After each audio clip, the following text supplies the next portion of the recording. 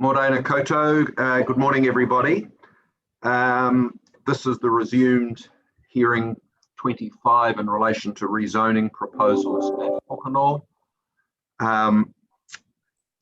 The primary purpose of today is to allow Havelock Village to complete its case. Before we do that, though, there's been some, how should we put it, further discussions between Ms. Simon's clients and Mr. Fuller's clients following some questions from the panel regarding landscape issues. And I think the way that we prefer to proceed is to address that first, then we can carry on with the substantive part of today being the completion of the evidence for Havelock Village. Earlier we'd indicated that we appreciate both Ms. Simon and Mr. Fuller just addressing us orally. I note that there's a paper that's come in from you, Mr. Fuller, overnight that we've seen, but it's probably fair to say not necessarily fully digested, but thank you for sending it through. Our intention is to hear from Ms. Simon and Mr. Fuller this morning. We then want to do a site visit or another site visit. We'll sort of interrogate that based on the information that we have, and if we have any requirement for anything further, we'll be back in touch. But it's not intended that there'll be any directions or decisions made about information following your presentations this morning. We'll simply hear from you both, ask any questions that we have, and then we'll leave it sit for now on the assumption that no further work will be required as of the end of today, if that makes sense. So we'll proceed on that basis. We don't particularly mind whether I suppose Mr. Fuller's provided the information and Ms. Simons will wish to reply to it. Is that the appropriate order? You're both happy to go, for you to go first, Mr. Fuller? Yes, sir, that's fine with me. You happy with that, Ms. Simon? I'm not certain what was provided overnight because I haven't received anything from Mr. Fuller, unless it's the 2D plans that you said. I can't hear you too well, Ms. Simons. Oh dear. We can hear you, but hear you, but it's just not very loud. Oh, I'm sorry. I haven't received the, unless Mr. Fuller's forwarded to you some 2D plans. I haven't received a report from him that you referred to earlier. Can't hear. Oh, God. I had understood, certainly from the text of that message, that he had forwarded it to you. Let me just check. But sorry, Ms. Kelly. Hang on, I found it. I have the email here, and it does include Ms. Simons. It was in another. It wasn't in my. It went to junk mail. Sorry.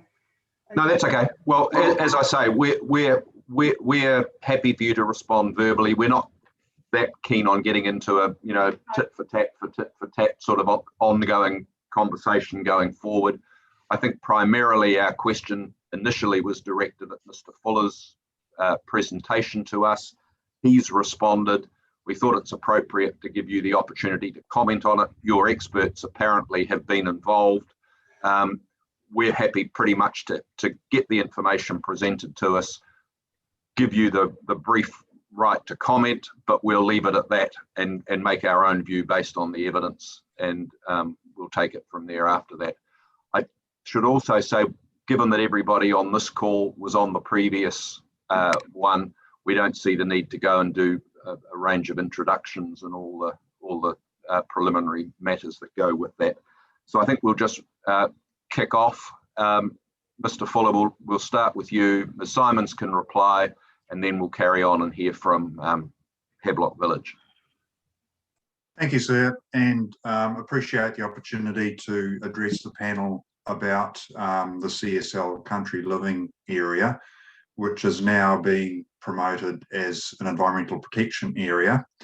And the panel did receive previously a concept plan with some areas shown for restoration, But I think if the two plans were put together with the one that is now being promoted, there's significantly more areas for protection in the latest plans, and even more support from CSL's technical witnesses, namely Ms. Shanks and Mr. Pryor. Mr. Pryor has been in discussion with Ms. Skidmore about that, and there has also been produced a contour plan with the concept overlain, which shows how effectively the design has fallen out of the natural topography and features of the site. We did, even though the time has been pretty short, we did actually consult with Carl Flavel and Ms. Rutherford yesterday. Jenny Shanks did that. I wouldn't want to speak for their comments, that wouldn't be appropriate. And Ms. Rutherford did suggest an alternative roading design. Mr. Sir William Birch can comment on that. He's been looking at that further. There's a little bit of a trade-off between access from Ridge Road and not having to come in from the bottom and therefore do earthworks and have retaining, versus having the access from the bottom and not having one of the access ways from Ridge Road on that concept. So I'm happy to leave it there. I see that Mr. Pryor has joined. If there was anything technically the panel would find of assistance from comments from him, and certainly Sir William is there to add further to that brief overview. We have suggested obviously some provisions as well to go with the concept plan. And just to point out, I suppose, as with most of these precinct plans, the roads are actually indicative.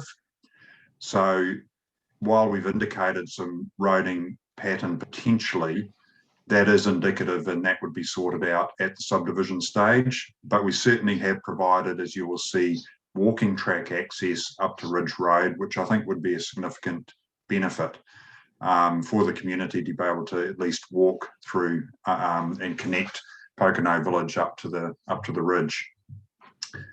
So unless the pan, yes, thank you, sir. I was just going to say, Mr. Fuller, I don't think there's much utility in taking us through the provisions that have been provided, but your message overnight does contain two plans.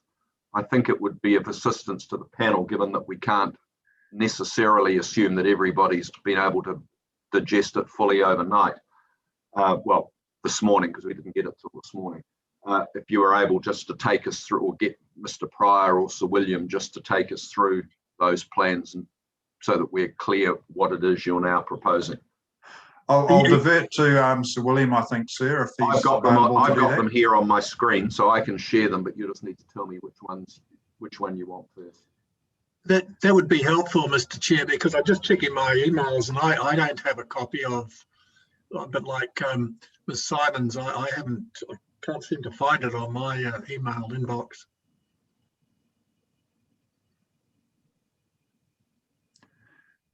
So William, maybe if you could please assist the panel by maybe talking about the concept and then what we just did to try and show how the design was developed with the contour plan.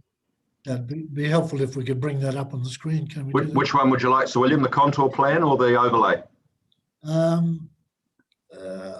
think the contour plan first, and then we go to the overlay.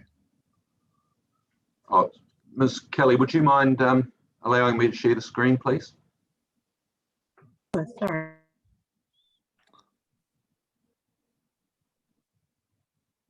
Thank you.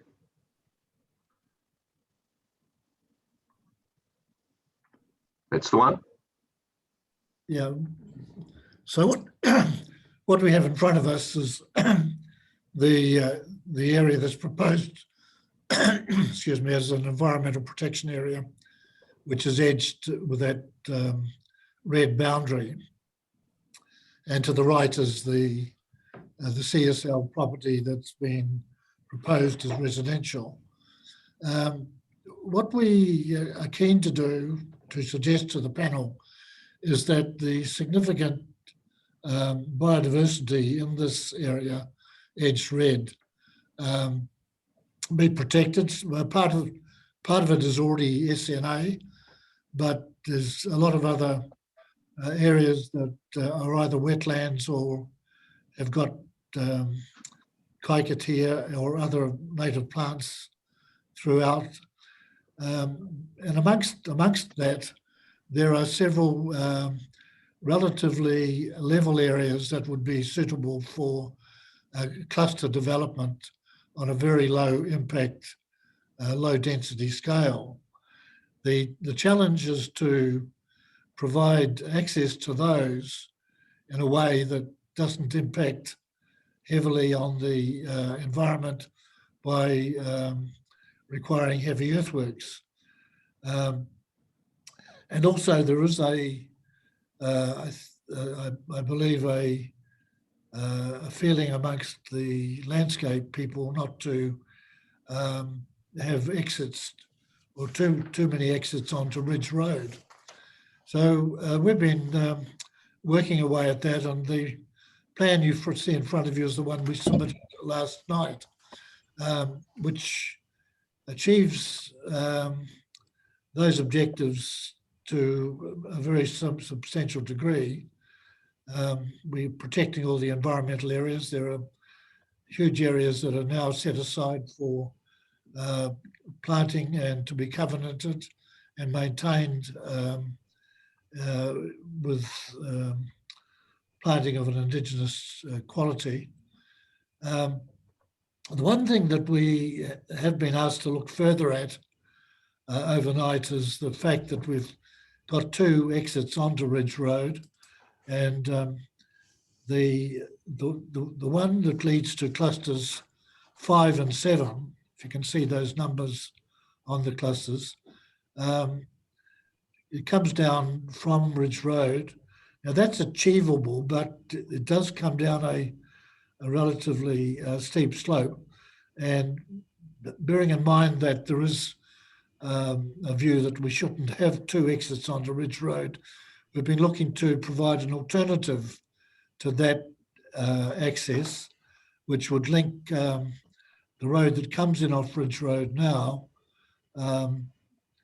and cutting across from about where that cursor is. Down through here. Yeah, down through there. That looks to us to be a preferred route if we don't want to go onto Ridge Road. And that looks also to be achievable at a grade of about 1 and 8, which is what we're trying to achieve as a maximum grade on these roads. And it would follow it would come across the side of a ridge, which would be part of the environmental area that would be planted, and it would lead to those relatively level areas in clusters 5 and 7. So we'd probably just have the one cluster in amalgamate 7 and 5 and have the access coming in off the other road as a preferred route. Now we've got one of our skilled staff working on that at the moment, and probably in 2 or 3 hours we'll have that defined much better than I've been able to do just now. I know that's very clear. Thank you.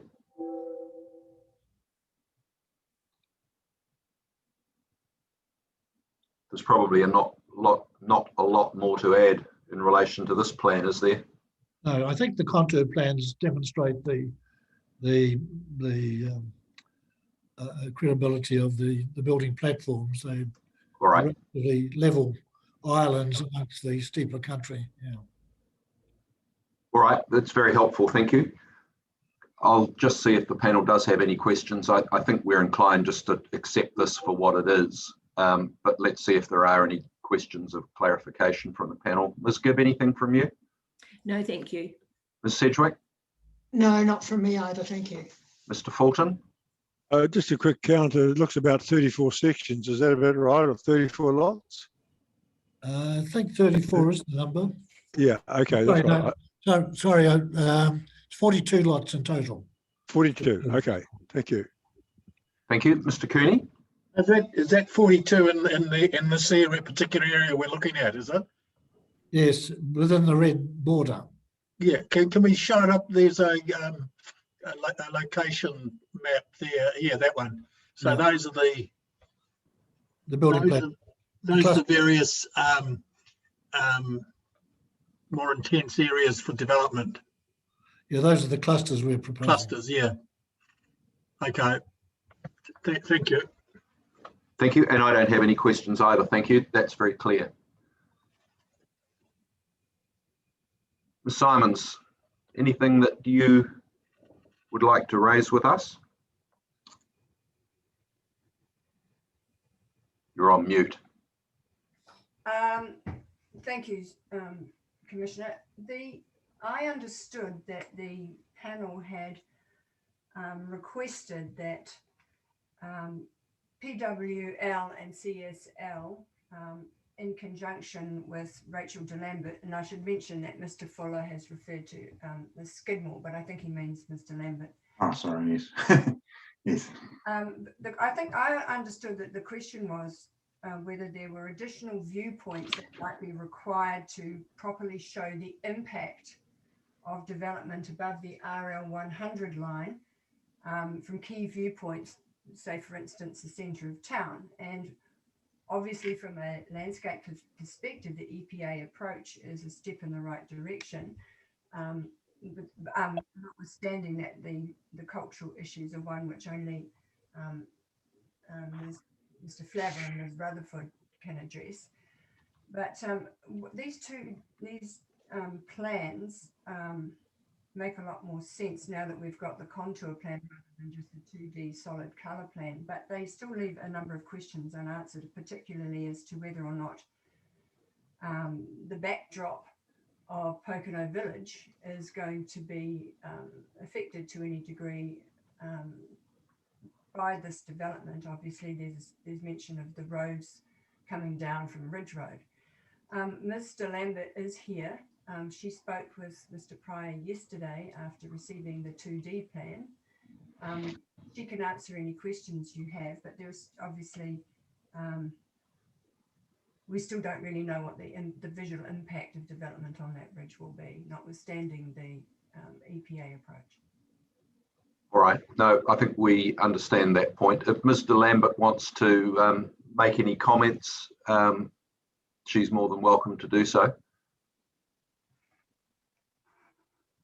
Perhaps if you can hear me, I think, as everybody said, I think this approach is a step in the right direction in terms of landscape protection and combined ecological protection as well of the hill backdrop.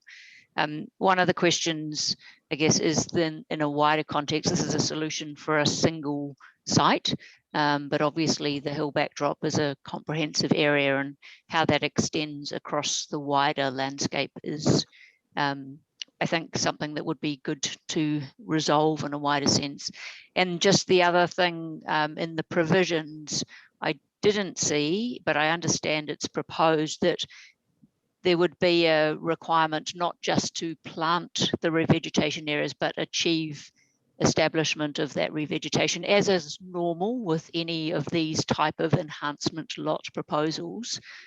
So I was just question the panel to ensure that the establishment of that vegetation is captured as part of any EPA proposal. All right, thank you, Mr. Lambert. That's appreciated. Thank you. Let's see if there's any questions of either you or Ms. Simon. I'm expecting not, but let's just check. Ms. Sedgwick? No, nothing from me, thank you. Ms. Tiaho? Nothing from me. Thank you very much. Mr. Fulton? Yeah, no, thank you. No Ms. questions. Gibb? Nothing, thank you. Mr. Cooney? Yes, Mr. Lambert, what is your overall view of this revised, and you may not have had time to look at it, I'm not sure, but what's your overview of this, or your opinion on it? Yeah, so I mean, I haven't had the opportunity to go back out on site to understand visually how this sits, but I would also say that the approach that's taken is the one that I would have taken in a landscape approach. This proposal is responsive to the topography, the site features, and the characteristics of the landform, which is the right approach. I can't tell you at the moment whether the number of lots that are being proposed to be accommodated in each of those areas sits well in the landscape, because there hasn't been any analysis of where that would go, and I would assume that that would be required at subdivision to ensure the outcomes expected are delivered. But you know, overall, I think this is a good approach. I think it needs to be approach for the comprehensive backdrop to the to Pokeno, not just a single sort of ad hoc site, because you can see this follows the cadastral boundaries in a very typical cadastral boundary way. And I think as a landscape outcome, it's something that would be good to secure for the land above RL 100 in a much more comprehensive way. Oh, thank you very much. That's very helpful. Thank you. I don't have any questions. Thank you. I think we've got to the bottom of this for now.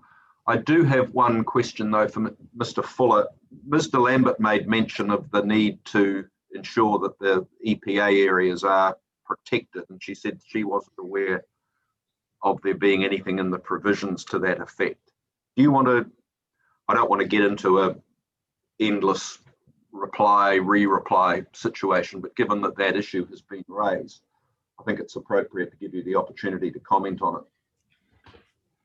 Certainly, sir, and my understanding is that as long as there's appropriate provisions to provide for it, that at the subdivision consent stage, obviously the council would be looking for some sort of covenant, either in its own name or within an organisation such as QE2, which is obviously geared up to receive such areas as a covenantee. So that would be the appropriate mechanism at the subdivision consent stage. But yes, more than happy that the panel just ensures that the provisions do achieve that, as Mr. Lambert has indicated. I mean, it does say, I mean, the subdivision as proposed is a discretionary activity, and council's discretion is restricted to a number of matters. And one of them relates to the provision of planting management plans and their implementation, and also the legal mechanisms to retain in perpetuity environmental protection areas and prevent further subdivision of them, such as appropriate covenants, consent notices, or vesting in council. I must say, at face value, it does seem odd that that's a matter of discretion, the way that it's worded. It appears to be more like a restriction. You know, it's almost a standard, if you see what I mean, rather than a matter of discretion. But we'll consider that in due course. But just yes, I mean, obviously, it may be using that word because there is quite a different way that these things can be achieved. So maybe that. I mean, but it does say subdivision must comply with certain conditions. I can put it on the screen for you if you wish. Why don't I do that? The first part says subdivision must comply with these things. And that says number of lots, maximum net site area, roads, walkway, 5 metre landscape yard. And then it says council's discretion is restricted to the following matters. And the legal mechanisms one is the one at the bottom. I mean, it seems to me that something of that nature is actually more appropriate to be one of the matters that a subdivision must comply with, rather than being a matter of discretion. Do you have any comment on that? I can see where you're coming from, Chair, and we'd be comfortable with that. I suppose maybe just going back to the point that Mr. De Lambert made, she used the word establishment, and maybe that should be added in. Provision of planting management plans, but it is establishment that we're trying to seek. So maybe just reinforcing that. And yeah, I think all we're saying is that it's one thing to have matters of discretion that are left hanging, as it were, whereas the matters of compliance are relatively generic and broad. And if the landscaping enhancement works and their protection is fundamental to the concept, it would seem to me to make more sense for that to be a standard that must be achieved. Yes. And the discretion is reserved to how to implement it, rather than having the whole issue being left as a matter of discretion. That's the point I'm trying to make. Indeed, sir, and the panel may obviously wish to go down that track, and it probably is something that would obviously need to be looked at in terms of the broader application of the way that these are working across other sites as well. All right, no, that's fine, thank you. I just one question following that, Mr. Chair, and I don't want to repeat what I think we may have discussed earlier. I'm not sure, but if council says, well, look, we don't want to be landed with these areas to, you know, to have any ownership rights or have any responsibility for them, there are other mechanisms, aren't there? Well, certainly in this, if it's directed to me, Commissioner, Fuller, certainly in this setting, those areas would be on private land, but with covenants in favour of either the council or QE2, I'd suspect. And when it's a covenant in favour of the council, it's not that the council has any responsibilities. It's just that it can enforce and make sure that the areas are being properly managed and maintained. Yeah. Okay. Just maybe before we finish, sir. Just in terms of the montages, my understanding is the panel will go on site and then determine if montages are of assistance. So we'll be on standby. I mean, we're certainly happy to do that, and for the respective experts to agree on a viewing point that's of assistance to the panel. But is that the correct understanding? That is the understanding. We don't want to put you to the effort of doing one if we find that it's not necessary based on what we've heard today and our own careful look at it again. Thank you. Thank you. So thank you both very much. That's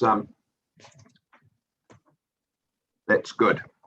So I think Ms. Evatt, we're ready to resume with Havelock Village, please.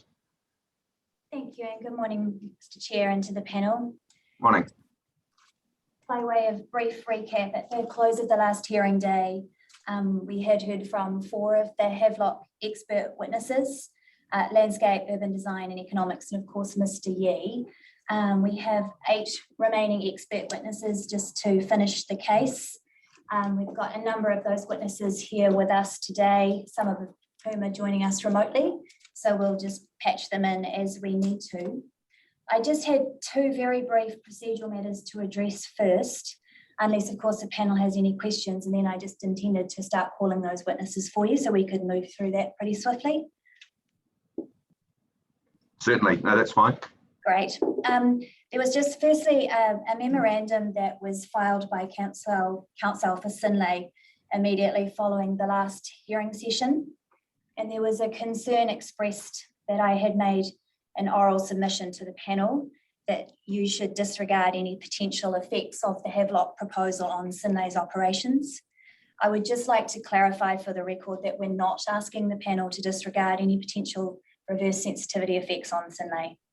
Havelock and its experts have always been aware of Synlait's concerns and sought to address any potential reverse sensitivity effects through the development of its proposed industry buffer and through the separation distances that provides. And our experts can take the panel through the specifics of that today, and also how the buffer has been built up to address the effects cumulatively from the entire industrial park. The second matter relates to the Hines evidence that was filed just prior to the start of the hearing last time. As I signalled at the time, we had identified some inaccuracies in the cross sections and those sightlines that were presented to you. Unfortunately, in the time available between the adjourned hearing and now, we haven't had an opportunity to prepare a formal written response, as Mr. Tolomash has been on leave in the intervening period.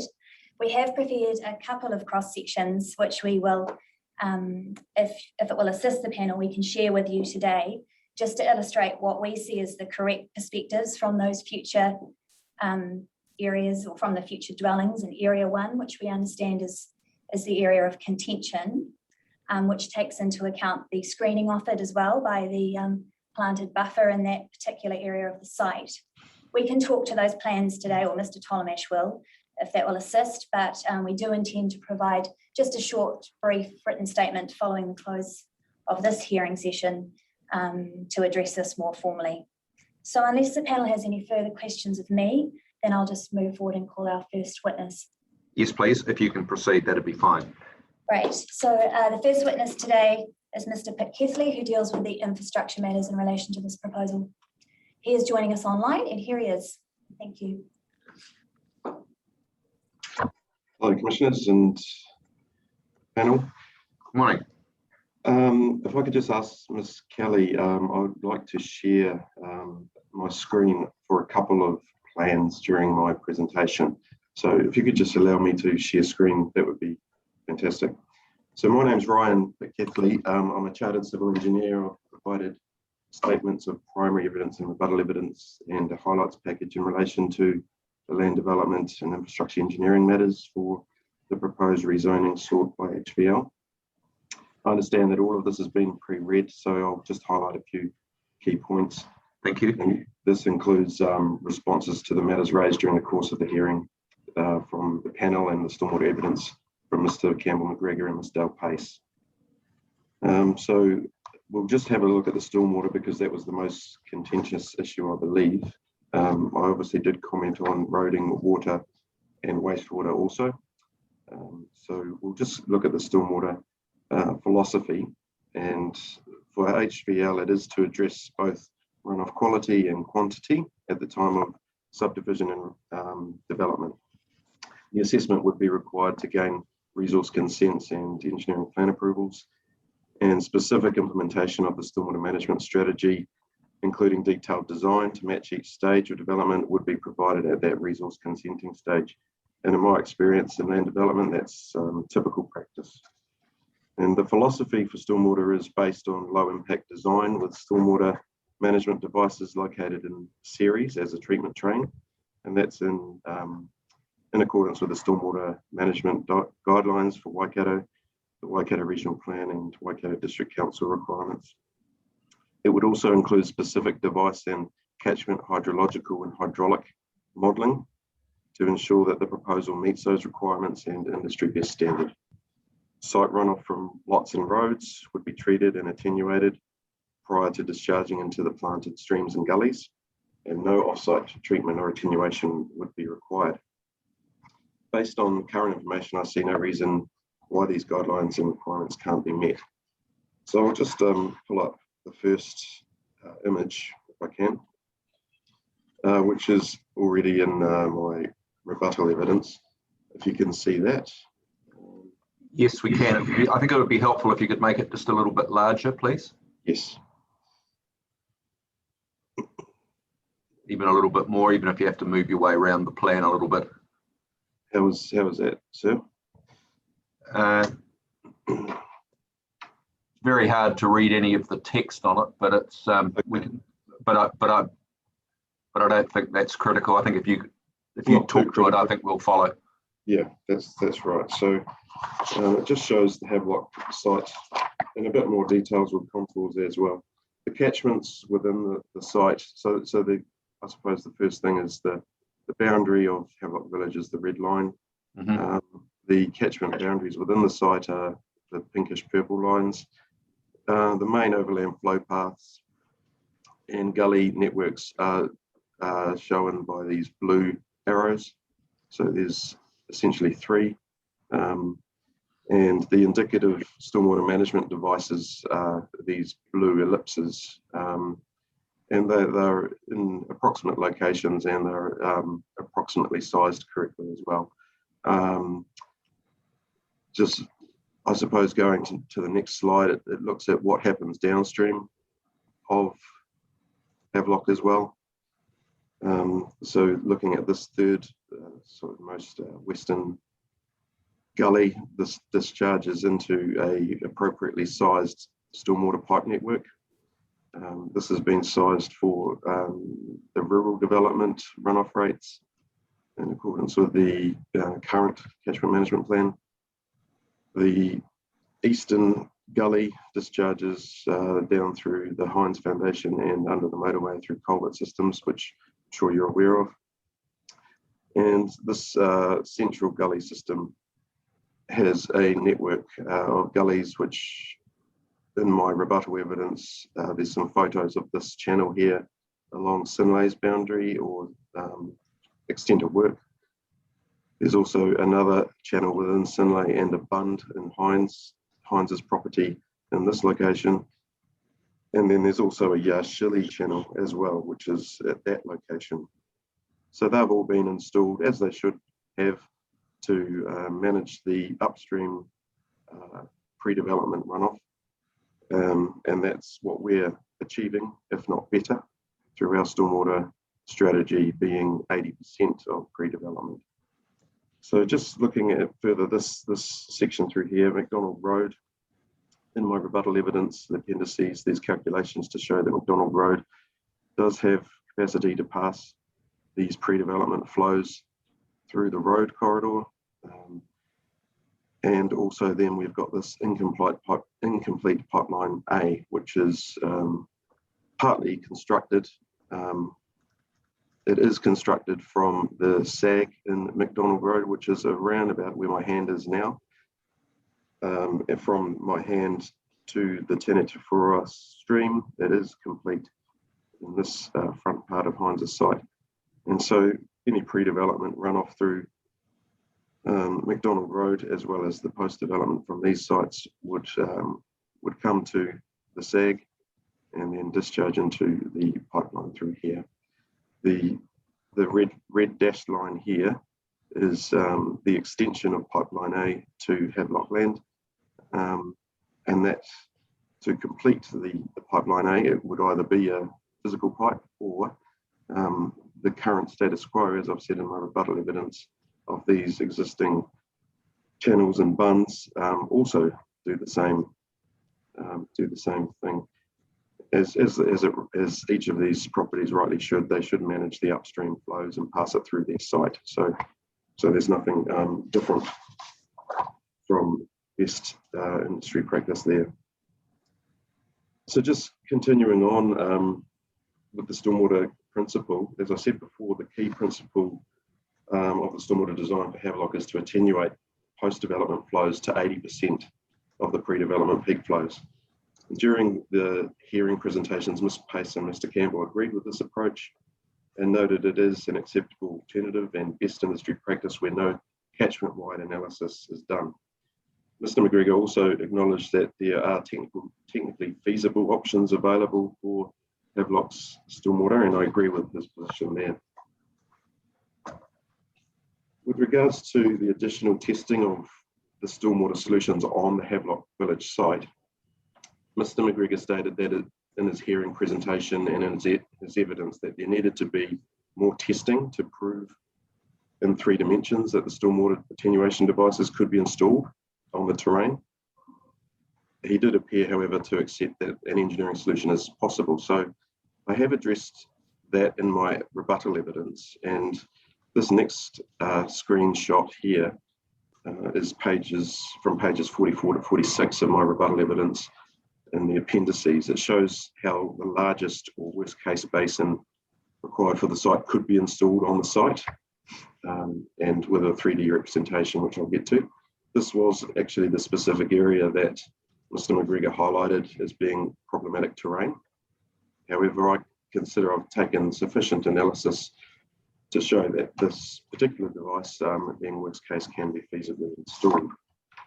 So this is just above just to give you a bit of context, it's just above the Hines foundation site. So if you can see that one there, it's this larger basin here, some distance away from the boundary as well. So this is the zoom up of it. Just wait for that to load. And although it is a very engineering shape, I'm sure it can be massaged. But that's it in plan. There's some cross sections showing the basin, and then in 3 dimensions as well. So this slope in particular would need some engineering, geotechnical, detailed design, but it's not out of the question. So just carrying on, the need for a catchment-wide approach. Both Mr. McGregor and Ms. Pace stated that a site-by-site stormwater assessment approach is not best practice. as it could lead to devices being oversized, perhaps requiring more maintenance by council, or located in the wrong place in the catchment. They stated that the modelling and analysis should be completed before rezoning occurred. I continue to disagree with those statements, and I don't consider a catchment-wide approach is required for the land to be rezoned. So I do agree with the best practice of ensuring that devices are in the correct location in the catchment and to minimise council maintenance costs, but this work can be progressed and achieved after rezoning. Liaison with other developers in the catchment and council can ensure the same result that Mr. McGregor and Ms. Pace have explained. In the case of HVL, there is a benefit of a single landowner being responsible for some 90 hectares of development land, which will help to ensure a coordinated response to the catchment solutions over a large part of the Pokeno catchment. In my experience, attenuation devices located in the lower half of the catchment do produce issues by adding peak flows together and making downstream flooding worse. However, HVL is at the top of the catchment and not part of the lower catchment, so attenuation devices will be appropriate at this upper catchment location. It's been stated throughout the hearings and by David Mead that Waikato District Council is currently completing an updated catchment management plan.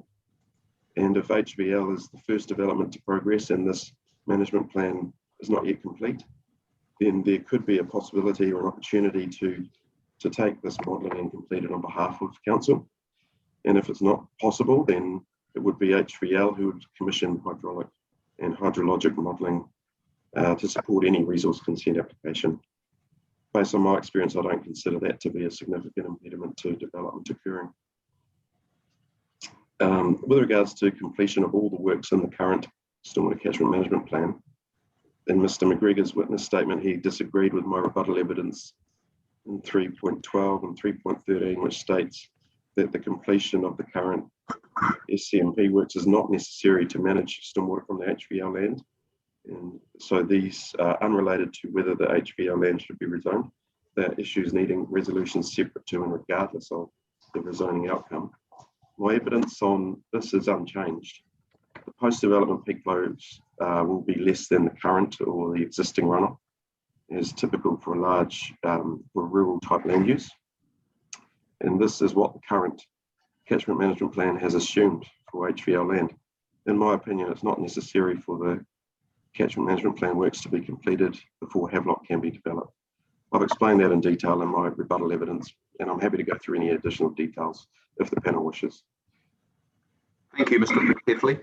Let's see if there's any questions for you. Can we start, please, with you, Mr. Fulton? Yes, no, I have no questions. I've understood quite clearly what you're planning. Thank you. Thank you. Ms. Sedgwick?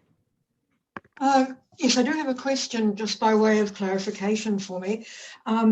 With your strategy of achieving 80% of pre-development flow, with the effects of climate change and clearly an increase in impermeable surfaces with subdivision, is what you're saying that because you're at the top of the catchment, your attenuation would cater for this? Am I understanding that correctly?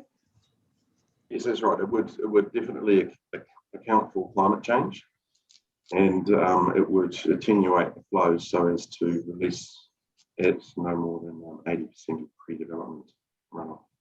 Even with those conditions. That's correct. Yep. Okay, thank you very much. Climate change does mean that devices get larger, definitely. Thank you very much. Thank you. Ms. Tiaho? No questions, thank you. Mr. Gibb, Ms. Gibb? No, nothing, thank you. Mr. Cooney? Yeah, just a couple of questions. Can we pop up map 2 that you had on showing the various pipes and things and channels going through? Yeah, that one. Why? Can you just remind me why is that pipeline A incomplete? Is that? I haven't been party to the specific discussions. I believe, it's my understanding, that there have been discussions with Waikato District Council and Hines about its completion, and it's reached an impasse of some sort, but that's all I can comment on. All right. Okay. Can you just refresh my memory as to what's the problem, just briefly, what's the problem with attenuation in the lower catchment as opposed to the higher catchment? What's the issue there? Essentially, it's better to release, because of the time of concentration and the routing through the catchment. It's not a good idea to hold back water in the lower parts. It's better to release that water as soon as possible, so that the water coming from further up the catchment doesn't catch up to that water and add together, if you know what I mean. So that's why if you're in sort of the lower 50% of a catchment, you definitely need to consider the modelling, and 9 times out of 10, it's not a good idea to attenuate in the lower part. All right, thank you. Is it intended to have this 80% requirement, the pre-development? Is it intended to be a standard in the planning provisions for whatever the status is for the subdivision? Like if it's restricted discretionary, subject to meeting the 80% standard, is that what's proposed here? Because you've committed to it. Yes, we have. That's based on the Waikato Regional Council standards. That is in there quite clearly, that 80% is best practice. I am not too sure. I might have to ask Mr. Tolomarsh if he could comment on where that exists in the provisions. If it does. There's difference between following a general sort of like code of practice requirement, as opposed to having it within the planning provisions themselves. But you may defer that question to somebody else. Yes, I would like to defer that to Mr. Tolomarsh. It is definitely best practice, and it wouldn't be a bad idea. Okay, thank you. Thank you, and I don't have any questions. Thank you, Mr. Ketley. Thank you. Thank you. The next witness for Havelock is Mr. Lander, who's dealing with the geotechnical matters. Thank you. So joining us online, and just wait for him to appear. Thank you, Mr. Lander. Yes, good morning, everyone. Morning. So I understand I've been involved with preparation of some primary evidence and some summary comments around that. So I think that's been read. So I'll just present the primary geotechnical constraints for this site, if that's okay. And I think there were some figures that I just wanted to present, which someone was going to pull up for me. Yeah, so I don't know if I can manipulate the screen or not. How would I do that? Okay, I'll just talk to this.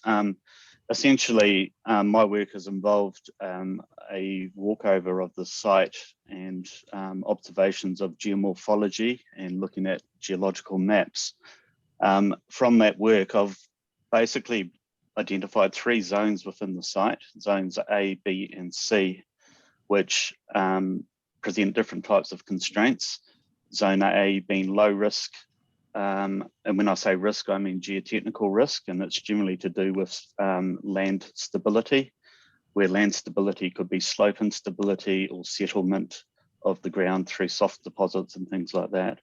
So low risk land, zone A was coloured green with a crosshatch that went in one direction, and the other land was zone B, which was orange and had the hatch going in the other direction, and zone C was blue and had a wavy vertical line on it to help differentiate it from the clutter of the underlying precinct plan.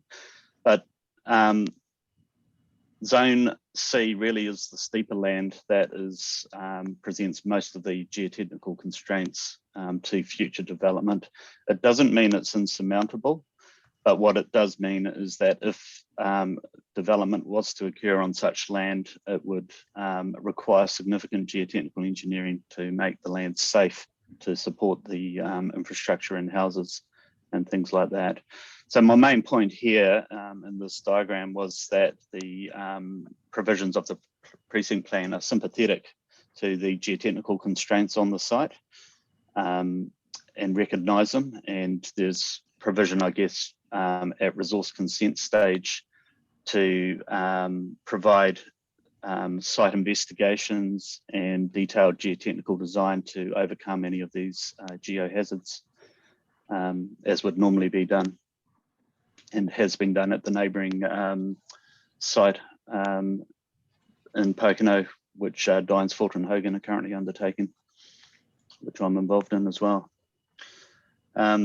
So that's really all I had to say. It's quite concise summary of the geotechnical setting here. So if there are any questions. All right, let's see, Mr. Lander. Can we start this time with you, Ms. Gibb, please? No questions. Ms. Sedgwick? No questions. I'm familiar with the site and can see its challenges. Thank you. Ms. Tiaho? No, thank you. Mr. Fulton? I think just from my recollection, a lot of that high risk area that you referred to was the area that was intended to be country living. Was that correct? I think so. It's zoned sort of slope residential, and if you scroll up on that plan, yeah, that bit there, yeah. So that's sorry, the underlying precinct plan's a little bit obliterated by my overlay there, but it is that part of the site, yeah. Country living. It doesn't appear to be any houses proposed to be on there because they're in lots. You know, they've got 5 and 12 and whatever, 7 and 3 in different patches. Is that right? I believe so. Normally with land like this in country living, you would cluster the development areas and keep away from the hazard areas. Yeah. Okay, thank you. Thank you. Mr. Cooney? No, thank you. And I don't have any questions either. Thank you, Mr. Lander. Okay, thank you.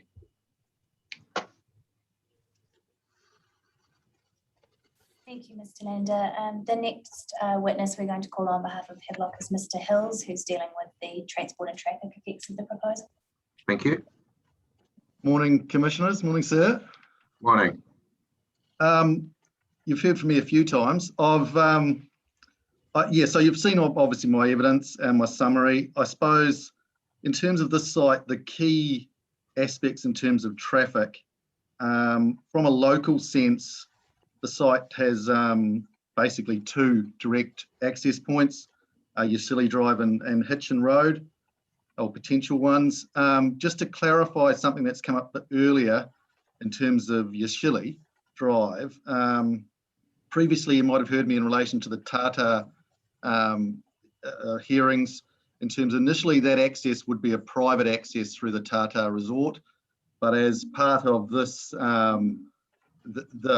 the Havelock subdivision that we're talking about today, it would be vested as a public road to service both sites essentially, and there are provisions for that in the Havelock provisions for that to be vested.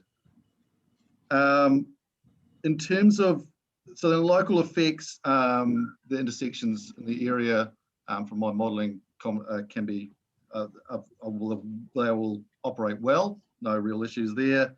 As you've heard in other, I suppose, other bits of evidence I've done, including this, that there are going to be upgrades required in Pokeno in the long term, and these are wider, I suppose, cumulative effect issues about Pokeno. And in my opinion, these can be accommodated, and the most appropriate time to consider the absolute detail of these upgrades is once all the zoning requests are finalised, and they can be considered through future subdivisions, development contributions, or even targeted rates. In terms of section 42A report, there's no disagreement in that regard from me. And I think that's probably the key issues really, and I'm obviously more than happy to answer any questions you may have. All right, thank you, Mr. Hills. Can we start this time with you, please, Ms. Tiaho? When you say you agree with the 42A report, are you really saying that you think the any transportation issues can be addressed through the subdivision process? Correct. Thank you. Thank you. Thank you, Ms. Gibb. No, nothing, thank you. Mr. Fulton? No, I have no questions. Thank you. Ms. Sedgwick? And no questions from me. Thank you very much. Mr. Cooney? Thank you. No, and I don't have any questions either. Thank you, Mr. Hills. Thank you. The next witness for Havelock is Dr. Usher, who is dealing with the ecological matters for the proposal. Thank you. Morning, panel. Good morning. I've prepared a summary statement of my evidence. And I assume that the panel has received my evidence in chief and that's been read. Yes, that's correct. Thank you. With the panel's approval, I've got a summary statement which runs to just 10 paragraphs. And if I could read that out. That's fine, thank you. Great, wonderful, thank you. The site comprises low-lying hill country that supports ridgeline, slope and gully environments, remnant old growth native forest, extensive valley floor wetlands, mostly degraded, and an extensive scarp system. Seepages are common along slopes and valley floors typically support natural wetlands or wetlands induced through long-term farming. Approximately 90% of the site is managed pasture grassland or rough exotic scrub and weed land that has low ecological value. Streams and wetlands are either not fenced or have stock grazing along margins, resulting in areas with invasive plants, unnaturally high sedimentation, and excessive aquatic macrophyte growths, which are in-stream weeds in watercourses and wetlands. Overall Indigenous ecological values of the site are considered to be low where pasture dominates and moderate to high where gully, stream and wetland systems and native forest areas exist. Rezoning proposal includes mechanisms that will provide extensive environmental protections to a far greater level than is being undertaken under current land management or which could be achieved under the existing rural zone. The proposal includes an extensive environmental protection area overlay on the proposed precinct plan and planning maps, and proposes additional formal protection of native forest areas as significant natural areas. I refer to these as the HVL provisions and they are outlined in the evidence of Mr. Tolomarsh. I estimate that these will protect approximately 95% of the existing biodiversity or ecology values on the site and will provide for wider ecological improvements. I agree with Mr. Munro that the key natural characteristics of the property will be properly responded to, including by way of protections by the precinct plan and overlays. With regard to ecology, I consider the zones and overlays proposed and the placement of these protection layers across the site to be appropriate. I also agree with the proposal by Mr. Tolomarsh to expand the discretions regarding the EPA layer to include consideration of ownership and ongoing management, including provision of management plans to address potential ecological effects arising from road construction.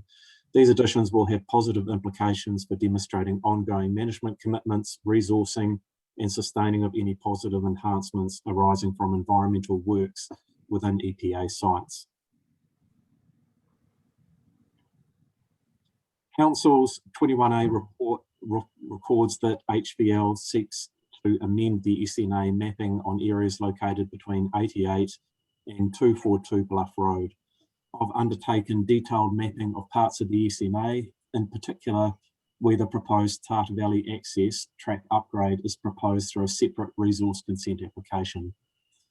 There are areas of vegetation that are within the SNA as currently proposed in the PWDP, which are Clay Road, pasture grassland and gorse weedland, and hence do not meet the SNA criteria. I have mapped the revised boundary of part of the SNA that excludes these areas. They do not meet any of the SNA criteria. This will provide a greater accuracy to the mapping of this SNA.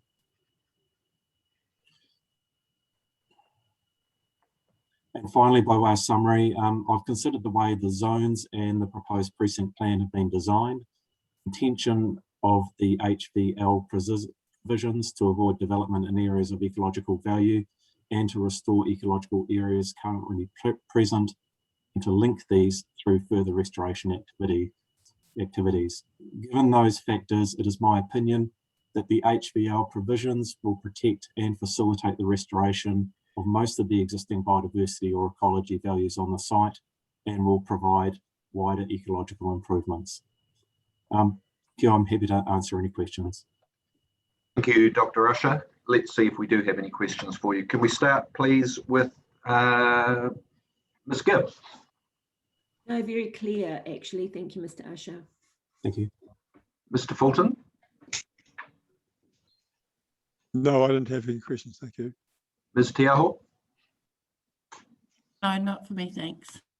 Ms. Sedgwick? Yes, I do. If you could just clarify for me, if the EPA is on uninhabited land, as in some of the gullies that we've heard about, who is responsible for their care and maintenance? That may be a matter that's best asked for answered by Mr. Tolomash, if I may pass that to him. I'm not sure of the of where ownership and maintenance will be placed post future subdivision. Okay, okay. Thank you very much. Thank you. Mr. Fulton? No, I've responded. I don't have. Oh, I'm sorry. So you have. Who have I've missed? No, maybe I haven't missed anybody. Mr. Cooney? No, thank you. And I don't have any questions either. Thanks, Dr. Usher. That's very clear. Wonderful. Thank you.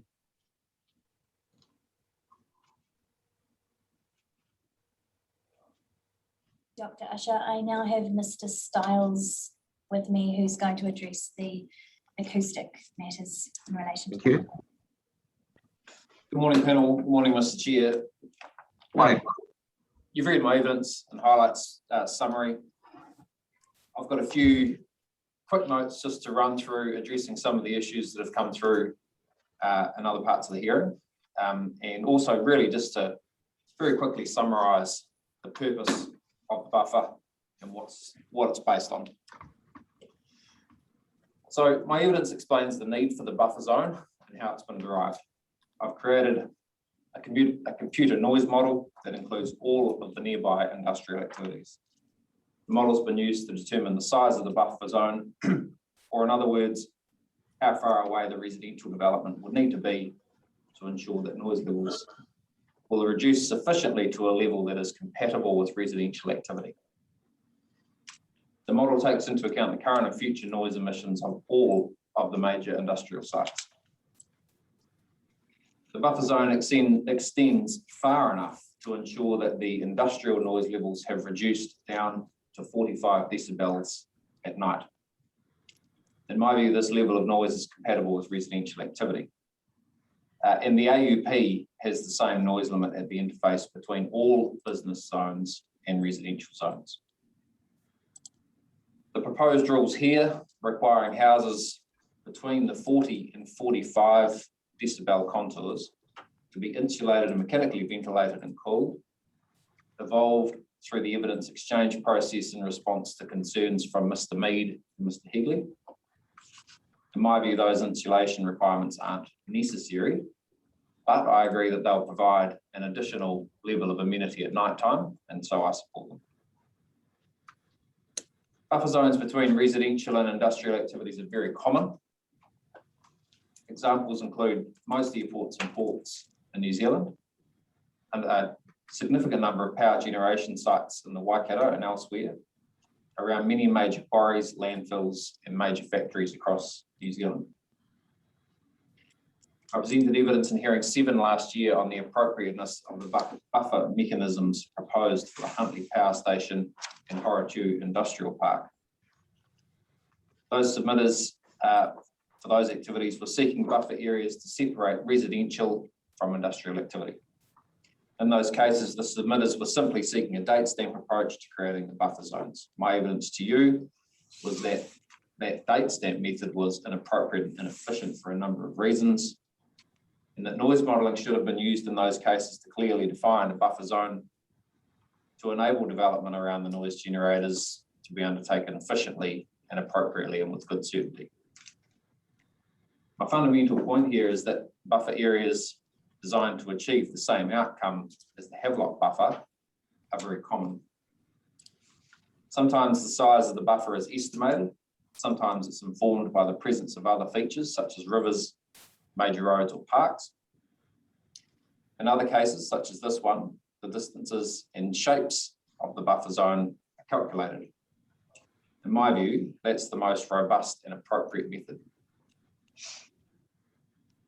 My initial advice, as I've set out in my evidence, my initial advice to HVL was that a buffer zone would be required in this case. The buffer zone needs to be big enough to separate the activities based on the existing noise levels and the noise that might arise through foreseeable future development. Mr. Jones, planner for Yashili, has set out how we dealt with the existing and future development of the Yashili plant, including their 2 vacant sites. I've included the future activities on those sites as advised by Yashili. The proposed rules anticipate development on the HVL land with and without a physical noise barrier. The residential development on the HVL site can get closer to Yashili once the physical barrier is built to the specifications set out in the proposed rules. And as you'll recall, those provisions are agreed with Yashili. The noise modelling I've undertaken for Sinlay includes the existing noise emissions as well as 2 future unconsented stages of development. And I set out the rationale and full background for that in my primary statement of evidence. The noise modelling for Hinds takes into account the existing and possible future noise emissions. The noise emissions from Hinds are currently constrained by residential receivers that are much closer to the Hinds site than anything beyond the HVL buffer. Those receivers that exist now also limit the activities that could be undertaken on Hinds developable land to the extent that the cumulative noise emissions of the existing Hinds activity and their possible future development are already included in the noise modelling I've undertaken, and therefore the HVL buffer location. I've read all of the evidence from Mr. Fitzgerald for Hinds on acoustic issues, and I note that we're in agreement on all the issues he's raised. I've got a diagram that I can bring up just to take you through those Hinds issues if you would like me to. Oh, I think it would be helpful. Yes, please. Okay. So this is just a diagram I marked up actually during the last time this hearing was in progress. The boundaries are a bit approximate because it is just my markup, but that's sufficiently accurate for this discussion. So you can see on the Hinds site, there's a blue area there. That's their existing activity. And as set out in the evidence of Mr. Fitzgerald for Hinds, that activity is currently generating around 37 to 40 decibels LAEQ at night at the residential and village zones, highlighted in yellow. Now that's at the consent limit and at the limit of the PDP provisions for that interface. So they have really no margin for any increase in noise output on that activity. And Mr. Fitzgerald notes that when he talks about the way that they want to develop other parts of their site. So then around the southwest and southeast of the existing footprint, they've got a developable area. So I've looked at it from the perspective of the current constraints and how they could develop that area. the reality is that whatever goes in that land would have to be pretty quiet so that it doesn't tip them over the noise limits at the village zone and residential zone. Whatever they do on that land would need to be generating no more than around 30 or 35 decibels at night at the residential zone and village zone. And at that level of noise output, there'll be virtually no appreciable or measurable effect on the location of the buffer, of the HVL buffer. It's just too quiet and too far away. On the right, I haven't outlined it, but there is that small pocket of heavy industry land that Hines is seeking to have rezoned. That will have to be managed in the same way. They've got some pretty severe existing constraints there. And Mr. Fitzgerald notes that it would have to be used probably as storage, warehousing, yard activities, just because of those existing constraints. So in the same way, that won't have any appreciable effect on the location of the Havelock buffer. So I think I've adequately covered off the Hines existing and future activities. And as far as I can see in the evidence of Mr. Fitzgerald, he's in agreement with that. So I just have one last point to make that's not really in relation to the diagram. And it's just around the fact that urban environments are regularly exposed to different noise sources. And at times the noise level is much greater than what the residents on the Havelock land will experience.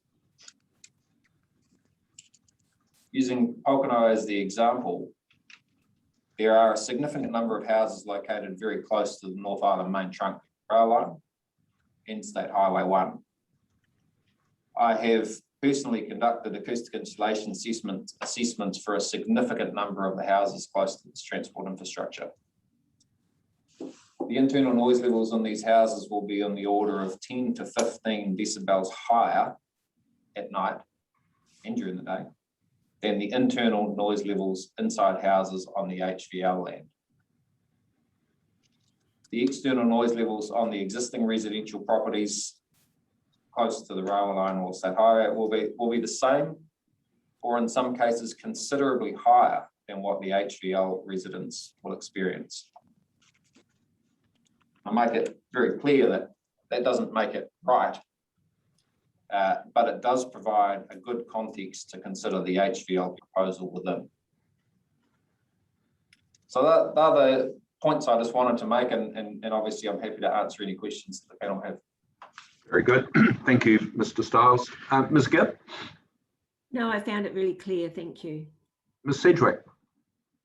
Yes, can you just give me some your comment on when you are measuring noise controls at various boundaries, is that normally done on a flat surface, and does it change when you have an amphitheatre type of area such as this one?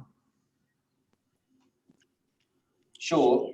The two parts to the question. The first one is if someone was doing noise measurements on the Havelock land, let's say, trying to determine the level of industrial noise, that would be done typically in a position that overlooks the noise source. If it can be overlooked, if it's behind a hill, then obviously you can't see it, but it would be in a relatively open position. And typically you measure around 1.5 meters above the ground in an open space. At the various contours that the land is going at. Correct. Yeah, okay, good. No, that's helpful. Thank you very much. Ms. Tiaho? Kia ora.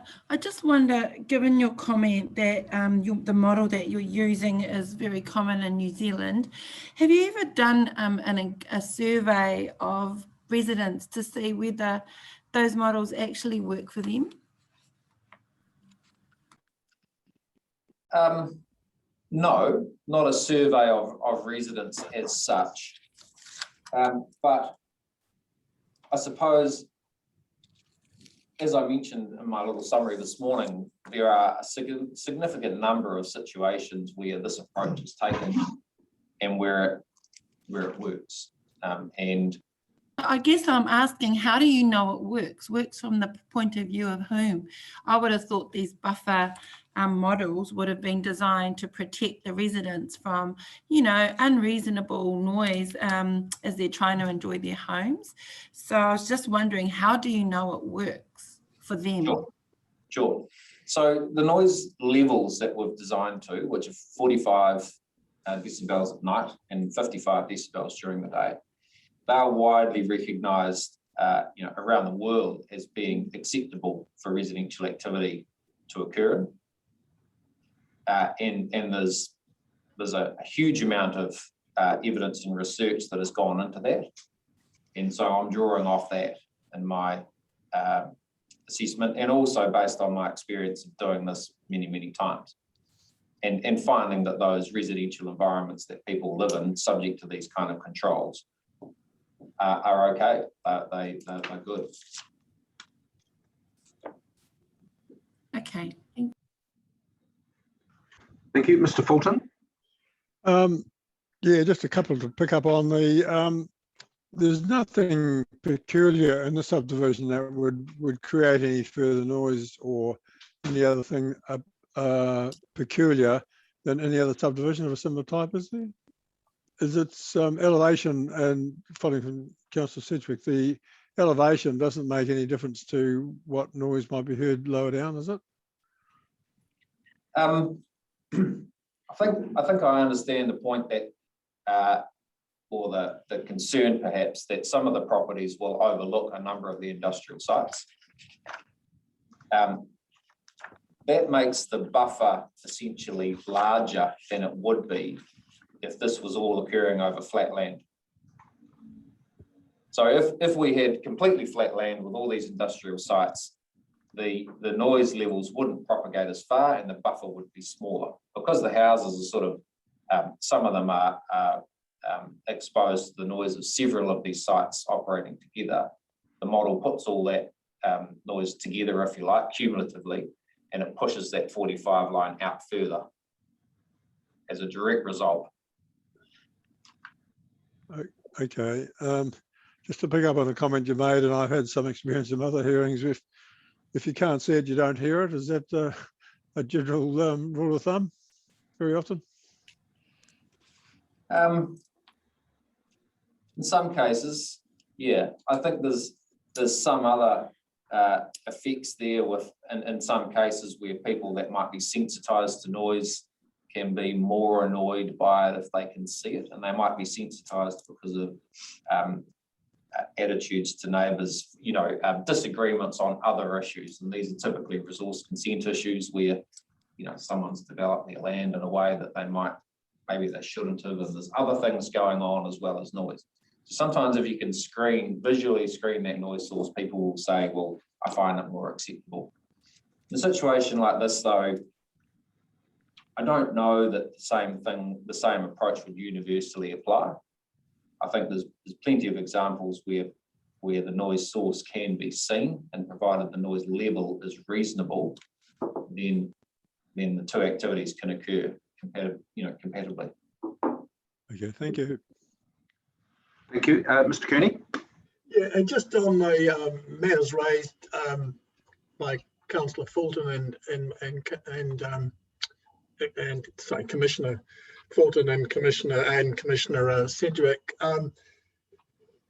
is it a sort of a concept like hot air rises? So if you're above the noise, it tends to increase if you're at a higher level? Not really. Sorry.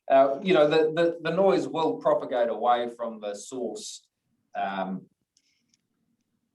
fairly uniformly in a geometric sense.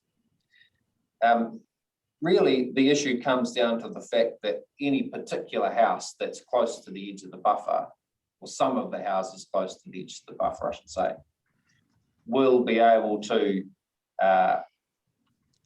will be exposed to the noise of more than one industrial site. And so it is cumulative. And that's, as I explained before, that's why the 45 line is further away than it would be if this was on flat land. So there's no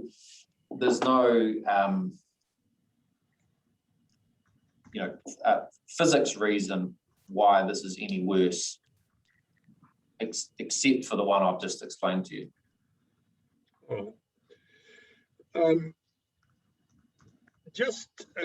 What about the sort of the if you've got an overlook onto an industrial site and you do have your noise standards, but the background noise is often constant.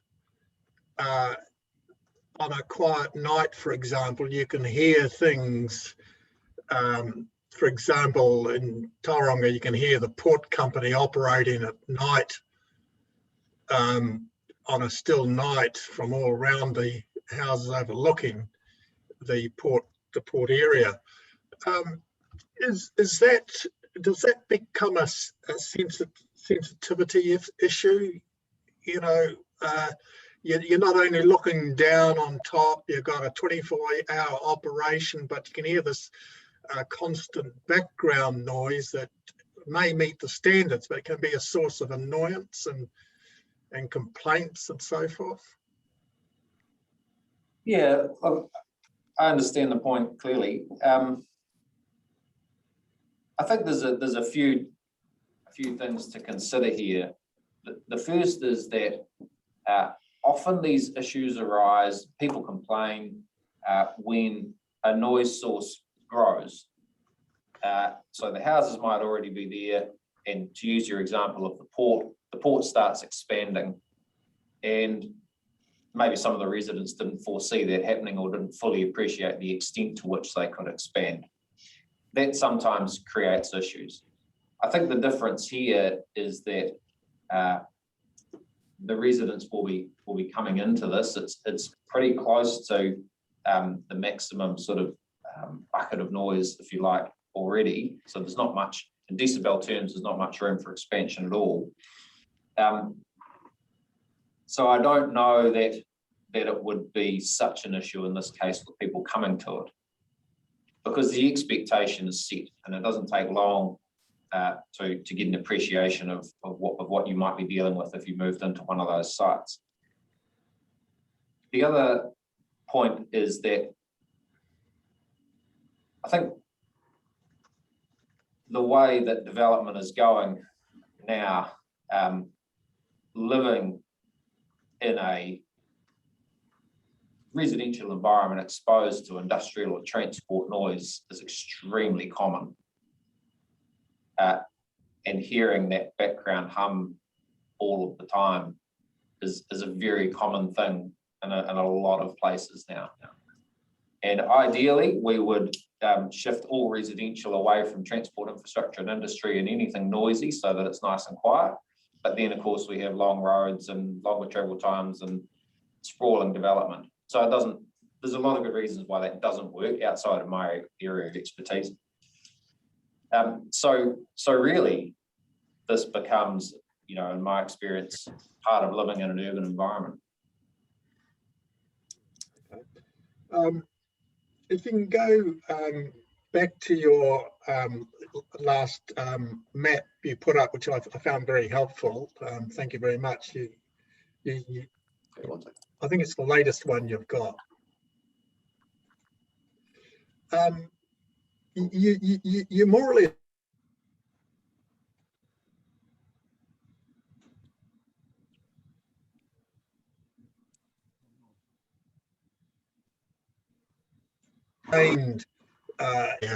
because of the noise levels that have been set in the residential zone and the village zone. Sorry, Commissioner. Yeah, Mr. Cooney, you cut out there for a reasonable length of time. Would you mind repeating that, please? Yeah, look, I'll try. My PC's playing up a little bit, so can you hear me now? Yes. Yeah, okay. you've said that the Hines site, the balance of the Hines site is constrained by the existing noise requirements for the residential and the village zone. Yes. If they were to develop that area that's currently undeveloped, wouldn't it's further away, wouldn't that be a factor, or is it a cumulative sort of situation there?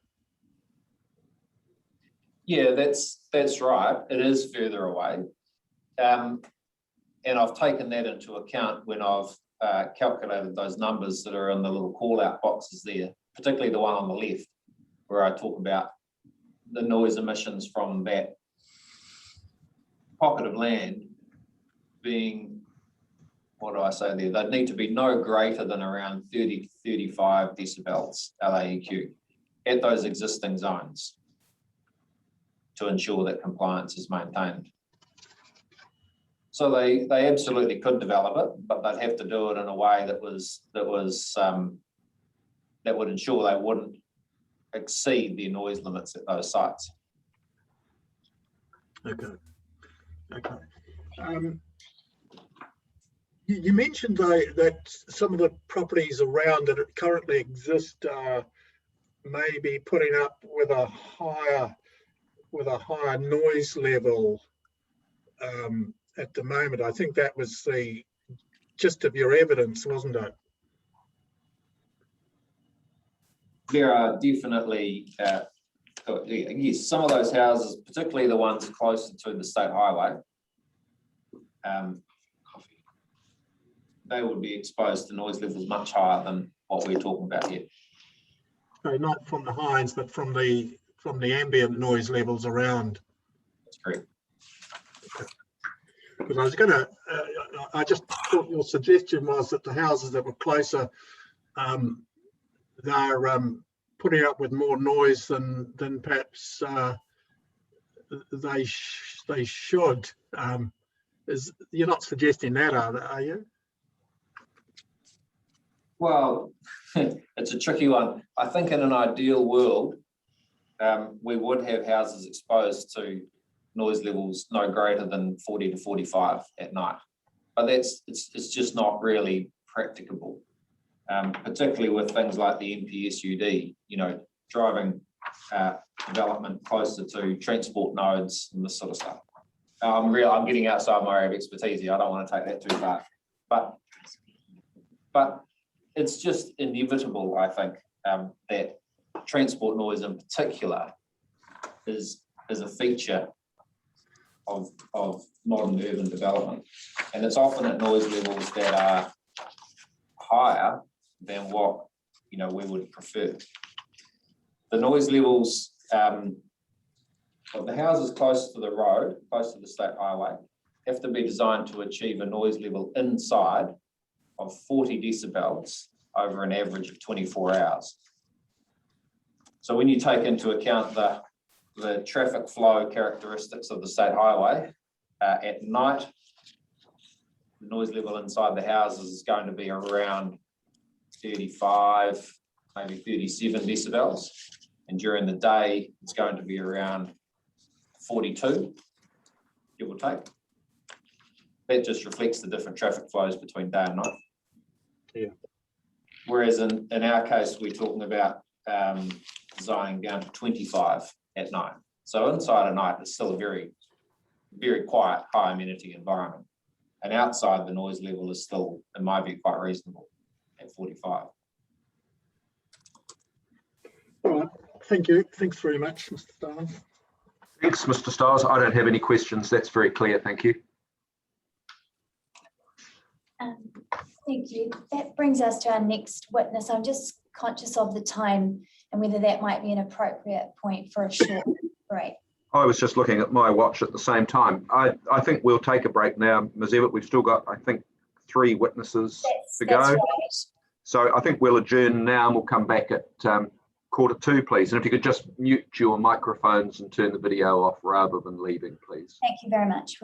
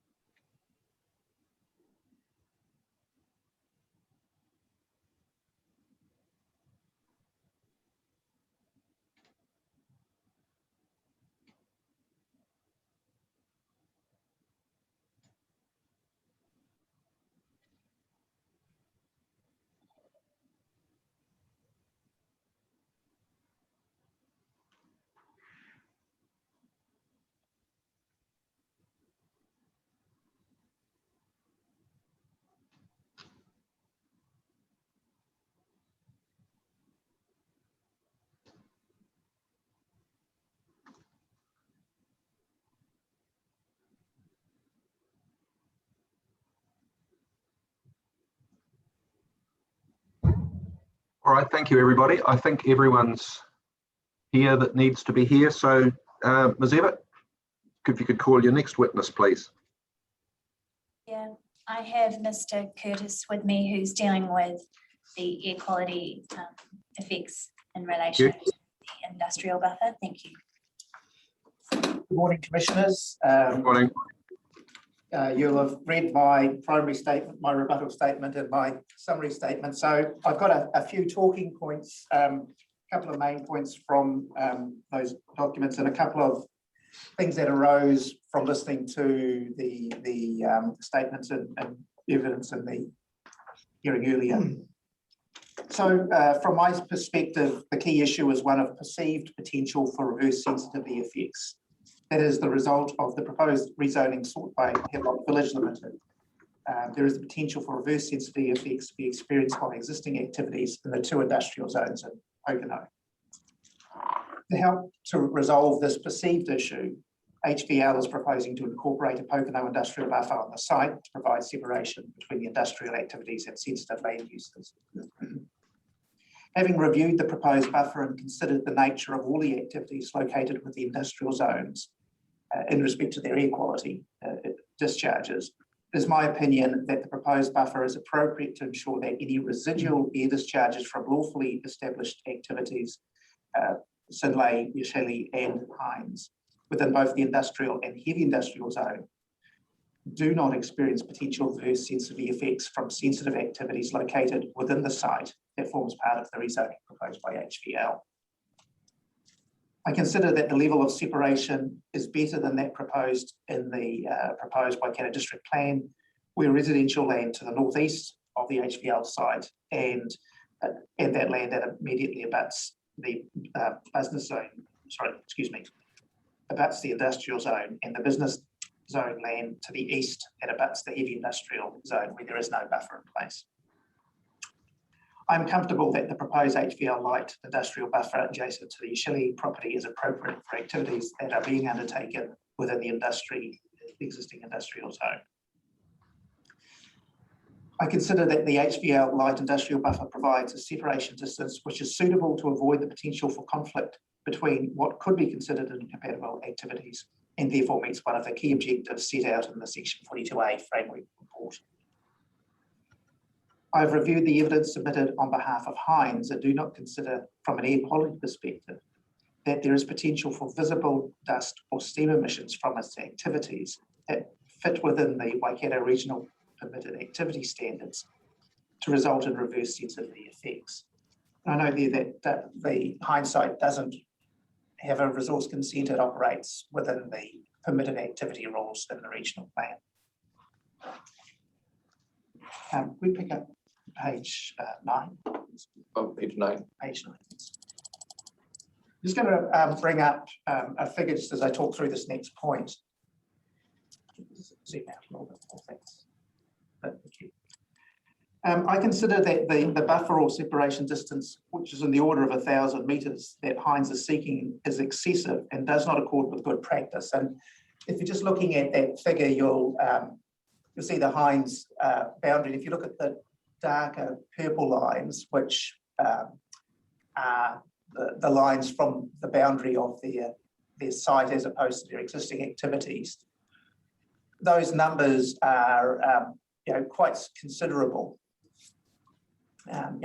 Ranging between 500 and 600, oh, sorry, 470 and 650 and more from the existing site. So in general, practice for dust effects, which is the main potential emission from Hines, you talk of numbers in the order of 100 to 300 metres. The distance is far in excess of that, and for them to seek a 500 metre buffer beyond that it's just not good practice at all. Activities have a responsibility to internalise their effects through the use of good management practice, and buffer and separation distances are intended to deal with those residual effects. They're not intended to be the primary means of control. I listened to the presentation by Hines and was surprised by its description of its emissions and the reasons why it considered a larger buffer was required. It indicated that this was in part to accommodate a future plan, which I understood was to move its existing East Tamaki operations to Pokeno. I have visited the East Tamaki pipe manufacturing site a number of years ago while undertaking resource consent audits on behalf of Auckland Council. I found the site to be well managed and controlled from a dust perspective and was able to give them a pass in that respect. And that site in East Tamaki is immediately adjacent to the Quality Bakers, which is one of the main bakeries in Auckland. And I cannot understand why moving the activity to Pokeno would result in dust discharges that would require a greater buffer distance or separation distance than that which they have from what could be considered a sensitive manufacturing activity in terms of Quality Bakers. And those sites immediately abut each other.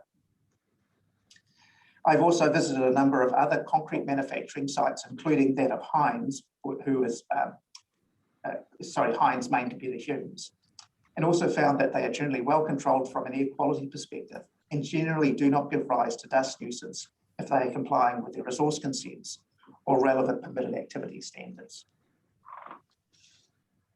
As I indicated in my evidence in chief, Heinz does not have an air discharge consent for its Pokeno site, but that does not mean that it has carte blanche to generate dust. It must still comply with the Waikato Regional Plan requirements. And if it is doing that, then the residual discharge of dust emissions should not result in effects, as I said, beyond 100 metres from its boundary. In terms of visibility of emissions, which is a matter covered by the Waikato Regional Plan in terms of air quality and Rule 6.1.8, I quite regularly drive past Pokeno and have never observed any form of visible emissions from Heinz. I have observed plumes from Yashili and Sinlay. Could you pull up figure 5? Page 5, thanks. Just putting up a figure here again. This is one of the views that was presented to you a couple of weeks ago. And you can see both Yashili and Sinlay quite prominently there. And if there were plumes from those which will occur in the cooler weather such as we've experienced at the moment if the sites are operating, they're going to clearly be quite visible. And so in my view, these plumes are already visible and having additional residences in the HVL land is really not going to make any difference to this and should not result in any air quality related reverse sensitivity effects from visual emissions. I also note that the various emissions from both Yashili and Sinlay boilers contain a range of combustion compounds which are discharged, which are controlled by resource consents, which would not have been granted if they were to give rise to any concentrations of compounds that would give rise to any form of health effect. And finally, I just note I actually live in an area which is somewhat similar to the situation that is being sought consent for. I live in Papakura and I overlook the Hinua industrial zone. My house is elevated with respect to that. I've lived there for almost 18 years. The only time, with virtually no separation, my house is almost is in the order of 200 metres from the closest of those industrial activities. And the only reason that I have had cause to complain about an air discharge was from an activity who was in contravention of the regional rules, burning waste plastic materials and generating a black plume. So not an activity that was in any way consented. I've done. Thank you. I'm happy to answer any questions. Thank you, Mr. Curtis. Let's see if we do have any questions. Can we start with you, please, Ms. Tiaho? Thank you, Mr. Curtis. No questions from me. Mr. Fulton? Yeah, no, I have no questions. Thank you, Mr. Curtis. Ms. Gibb? Nothing from me, thank you. Ms. Sedgwick? Nor me either, thank you. Mr. Cooney? No, thanks, Mr. Curtis. Thank you. No, likewise, I don't have any questions either. Thank you, Mr. Curtis. Thanks for your evidence. Thank you. Thank you very much. Now we'll call Mr. King, who's dealing with lighting matters. Thank you. Bear with us 1 minute. Just swap some seats around. Thanks.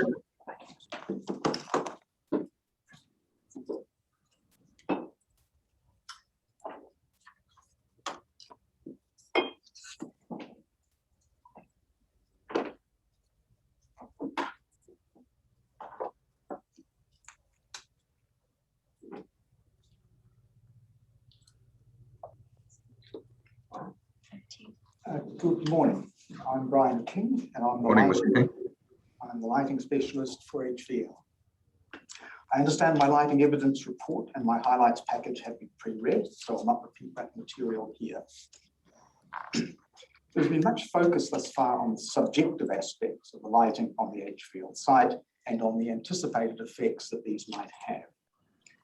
I have taken lighting measurements to ascertain likely effects on site and to provide perspective on the significance of these light effects and how they compare with a variety of established norms and reference points.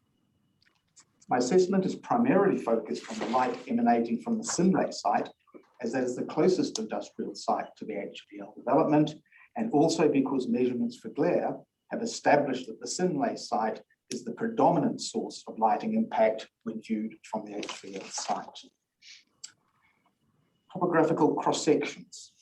In the early part of this hearing, new information was presented by the Hines team regarding line of sight modelling using topographical cross-sections.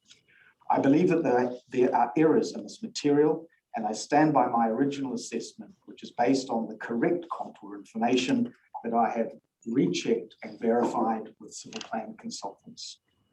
Most importantly, my original assessment is based on the finished contours provided by civil plan, not the pre-development contours used by the Hines experts. In summary, my assessment and conclusion submitted is unchanged by the Hines evidence presented at the hearing. Light measurements.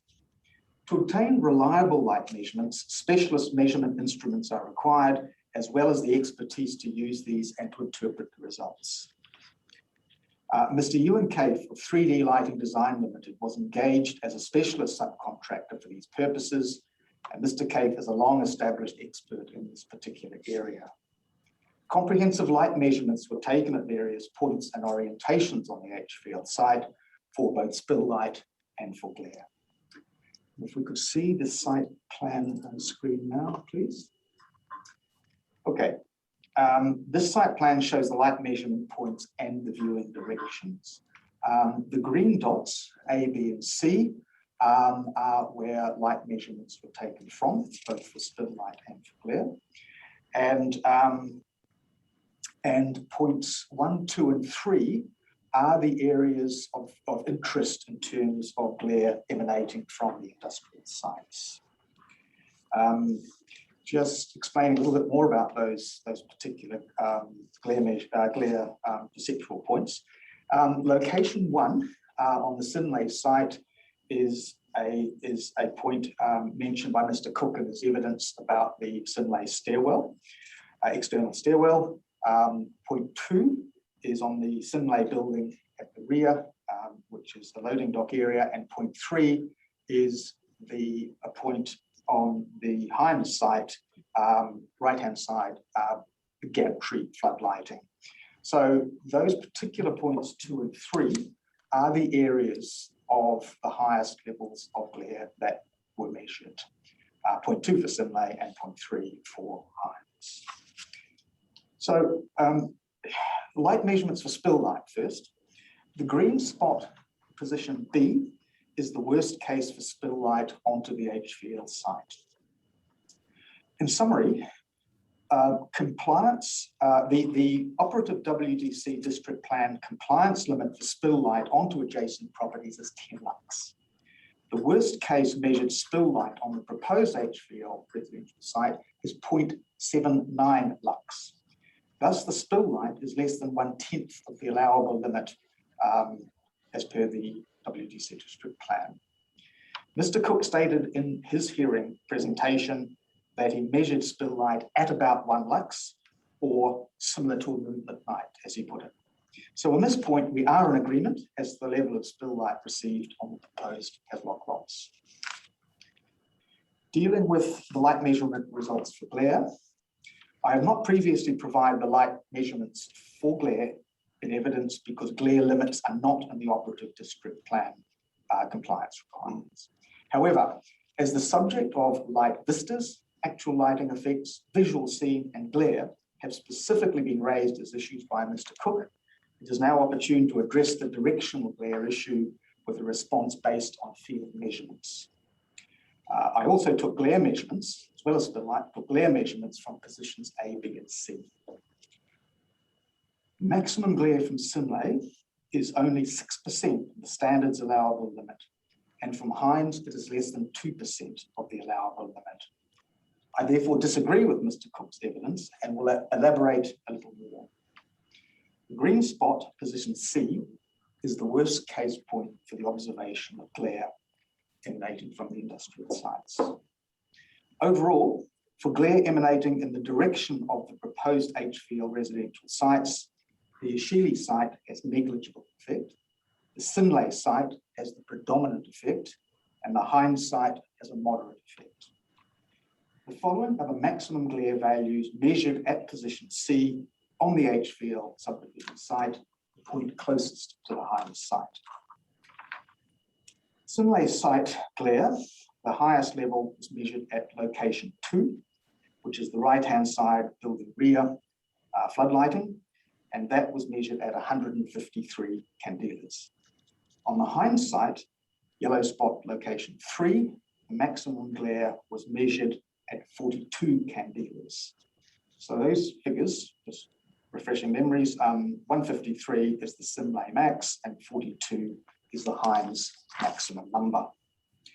For context and benchmarking, the maximum limit in AS 4243 1997 standard, technical standard, which is used by most councils in New Zealand, for applications at the boundaries of commercial and residential areas is 2,500 candelas.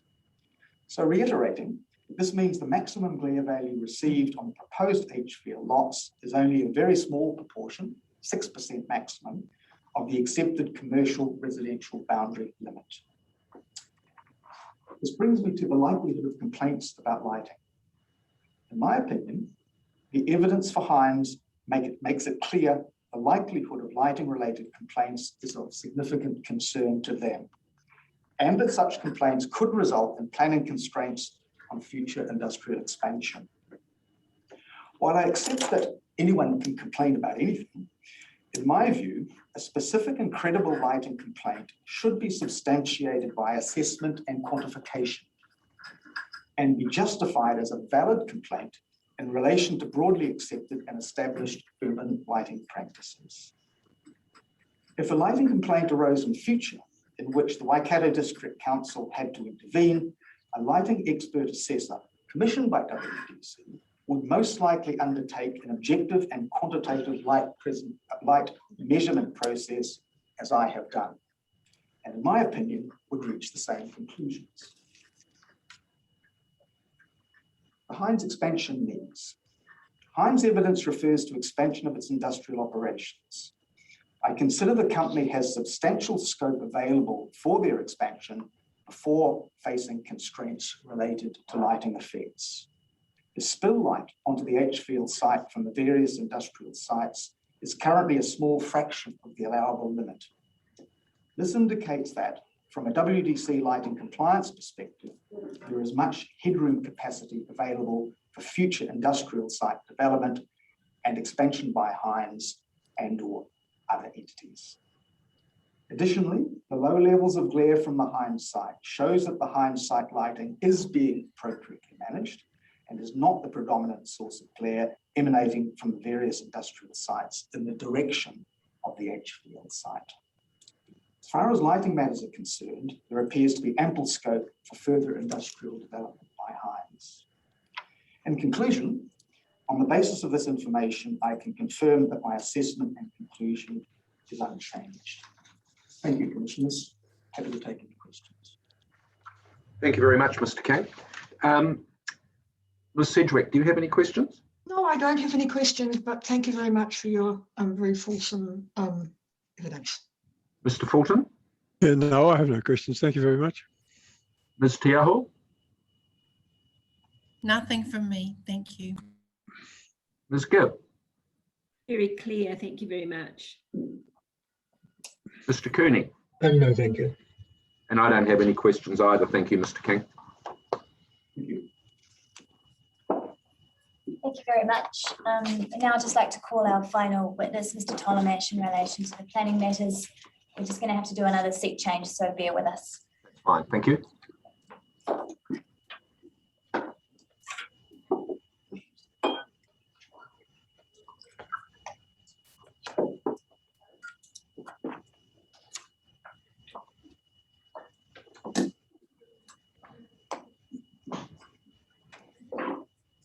Good morning. Morning, Mr. Tallmarsh. Now, I've provided obviously a very large brief of evidence, and as a consequence, in terms of probably the length of this hearing and the issues that have been canvassed, what I'd like to focus on is the matters that have been raised in the hearing and the matters in dispute, and the opportunity I've had to revisit a number of provisions to look at whether there are alternative ways of addressing a number of the rules that I've previously circulated with my evidence. In terms of that, what I'd like to cover off is some matters that have arisen today that I'd like to just clarify, and then a response regarding the RL 100 matter, a response regarding cultural landscape matters, and then addressing this broader issue of the reverse sensitivity, and also to take you through the provisions themselves. Now, in terms of matters that have arisen today, obviously, Mr. Hills has covered off that the proposed roads would be publicly vested. That is tied into the provisions using the definition of road, which is linked to the Local Government Act definition of vested roads. Now, a matter that Mr. Lander raised, and I'd like to actually clarify by taking you through, Joel, if we can go to the actual precinct plan, where the slope residential areas are, the EPA, and in respect to the countryside living areas, you've got the precinct plan, Joel, zone map.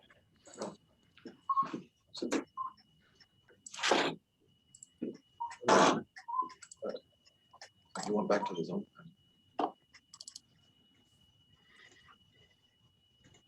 We're just bringing that up. So what I believe when Mr. Lander was pointing out the various provisions, there was a little bit of confusion in respect to the slope residential area and then the EPA area as it relates to the rural residential. And I'd just like to correct that. So in respect to the area of rural residential, the countryside living, if we can stay down there, Joel, the areas that are steep slopes, constrained geotechnical, are identified in the green as environmental protection area for planting, and there's no residential development proposed with that. And that's part of this approach of adopting clusters that sit within a bush setting. So there is a nice synergy there with the geotechnical advice and the design outcomes that we're seeking to achieve with that countryside living area. To the north, in terms of Havelock, the slope residential areas, the grey crosshatch there, and they're areas that are identified as geotechnically constrained.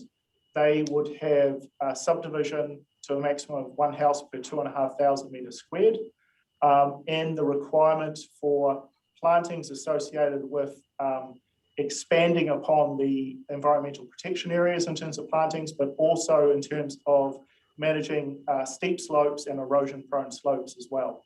And that's the distinction that's formed in the provisions between the approach of the countryside living to the residential slope area.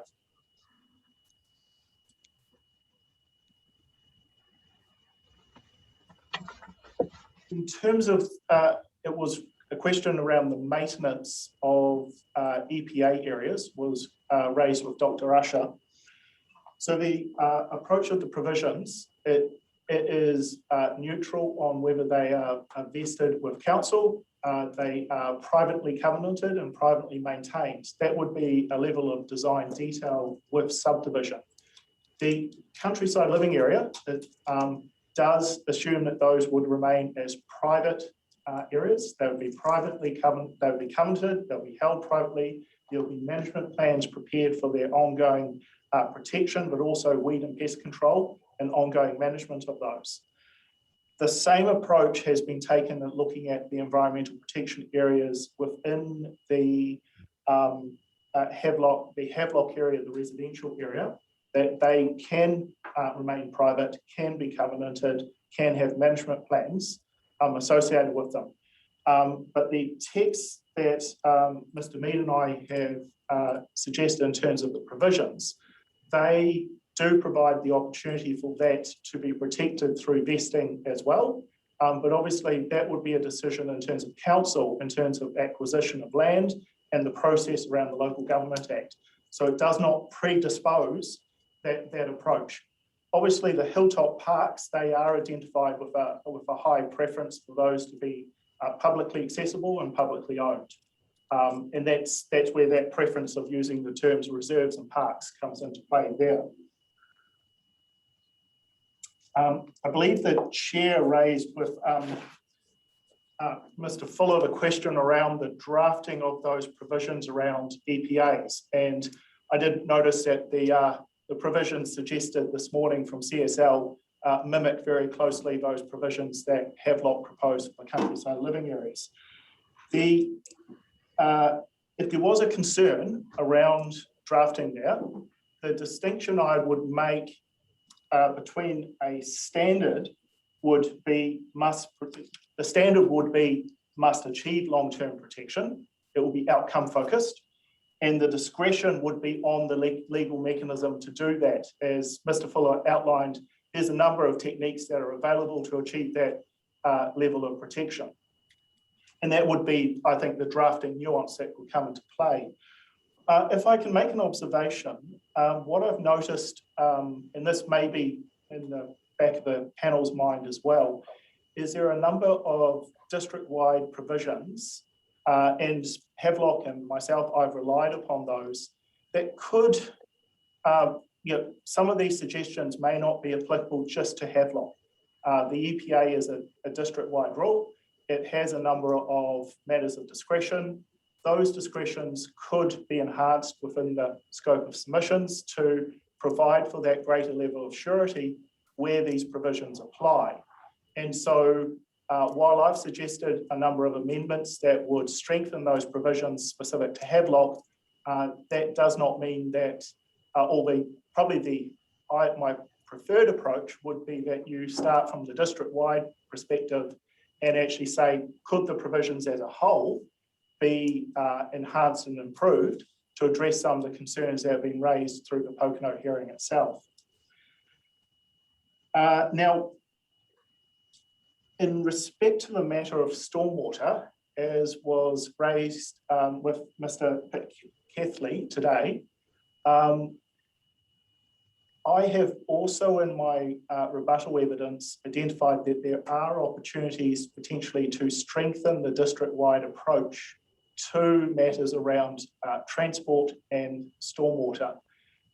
In respect to stormwater, the matter of discretion is in the subdivision section 16.4.1, and its discretion Roman 10 is the provision of infrastructure. And obviously it is a very broad discretion which would include stormwater, but it does not direct any applicant to a particular externally referenced standard. It does not specifically address stormwater in the context of hydrological neutrality or more detailed modelling. And in my rebuttal evidence, I'd suggested in the context of Pokeno, but likewise these are relevant district-wide, an additional discretion around stormwater catchment design, modelling and implementation to expand on that broad concept of infrastructure. So if there was a level of concern that infrastructure, while a very broad level of discretion, is not directive enough in terms of the outcomes that have been sought to manage, I've suggested a number of additional amendments which would assist in terms of clarifying those matters. Now, in terms of the design of subdivision and the expertise involved, I would see that those experts, as I've been involved in a number of consents in this district and in the region, would always go to those documents, would always reference them in terms of best practice, but it's how specific that is the necessity of that in terms of going to another level of detail in the discretion itself.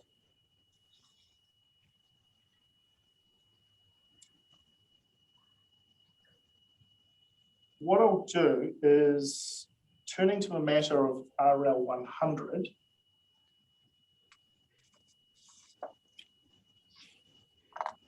now I've addressed this in evidence, but it's come up a number of times in terms of this concept of the Pokeno structure plan requiring the protection of RL 100. And I think it's really important in terms of the statutory context to discuss this and to articulate my thoughts on this in more detail.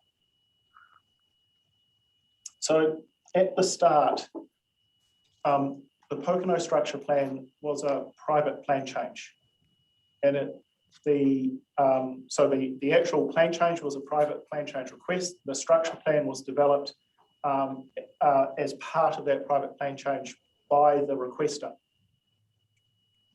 The actual spatial extent of the Pokeno plan change only dealt with those areas of the industrial zones and the residential zones and the business zones associated with urban Pokeno. It did not have a scope in terms of imposing greater limitations on other parts of Franklin, the former Franklin district generally, in terms of its scope.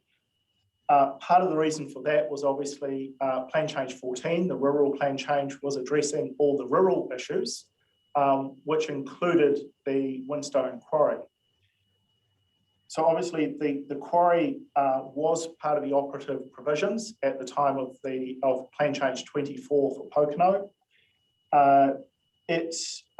Whinstone participated in the rural plan change right through to the consent orders in 2010. So there was a very strong focus from Whinstone on the issue of the enablement of that quarry and the provisions around reverse sensitivity. And that needs to be put into the context of this approach around the protection of RL 100 was obviously the site was intended for a quarry. There were no objectives or policies or methods inserted in seeking protection of RL 100 in the RPS, in the district plan, in the Franklin District Growth Strategy at the time, 2008, in plan changes 14, 21 or 24 addressing Pokeno and its environment, nor are there any proposed objectives and policies addressing this matter in the proposed district plan. The site is not identified as an ONL, an ONF, or a significant amenity landscape in respect to the district plan. Nor is the matters of protection of RL 100 identified in the principles of Appendix 6A of the RPS in respect to urban growth. Now, I think it's important to put in context this RL 100 matter where it was envisaged in 2008. Pokeno was to be a rural village, 5,000 people, and that would take to 2050 to develop those 5,000 people. And as we've heard in evidence, there's only 3.4, maybe a little bit more years of growth enabled by Plan Change 24, by the Pokeno Structure Plan remaining. And very much the focus, for example, of the Waikato 2070 is moving from this context of a rural village to a town in terms of its scale. The council was envisaged potentially 16,000 people. My evidence indicates that you even ran with a 200 house growth trend for the foreseeable future. You'd actually end up with a population more towards 25,000 people based on 200 houses per year. So very much moving towards a town. In terms of the evidence behind, again, no objectives and policies and statutory documents have been identified in respect to the RL 100. Now, looking at the way that the actual precinct plan for the site has been addressed, and you've heard evidence from Mr. Munro and Mr. Pryor. Instead of taking a broad brush or a one-size-fits-all approach of identifying protections associated with RL 100, the actual proposal for Havelock is looking at the landscape characteristics and those areas of landscape design that can be incorporated and actually would be quite successful in that incorporation. So obviously there's the two hilltops, but more importantly, below RL 100 is actually the backdrop to Pokeno. So that's the slope up Transmission Hill. When you've seen those photos behind the Sinlay and Yashili factories, much of that land, which is that backdrop, a town belt, is actually below RL 100. And that's an example of where a one-size-fits-all approach like drawing an arbitrary line does not necessarily relate to the landscape context and the areas that can be maintained and enhanced through a precinct plan approach.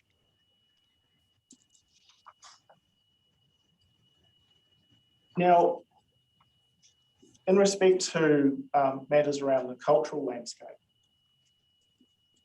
I think probably the outset from the way I've approached these issues is while the NPSUD provides a strong directive for growth, it is not unfettered or unqualified.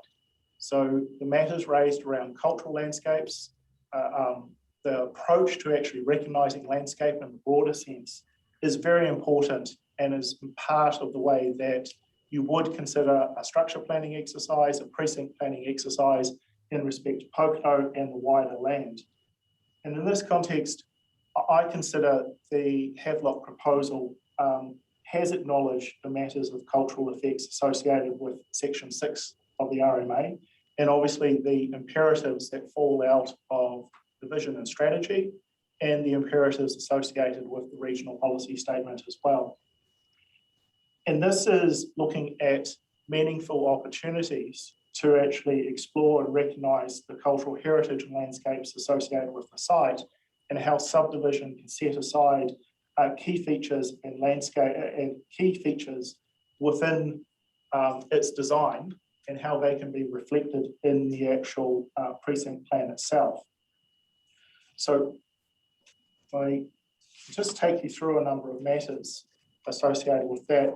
So I think previously in the hearing, it's been raised in respect to how Windstone approached the issue of these features associated with its previous quarry consent. First sought those in 1998, those consents. And I've had the opportunity to review a number of Windstone documents associated with the work that was undertaken and the consultation that was undertaken at the time around the site and the features themselves. And in looking at the pit design associated with that quarry,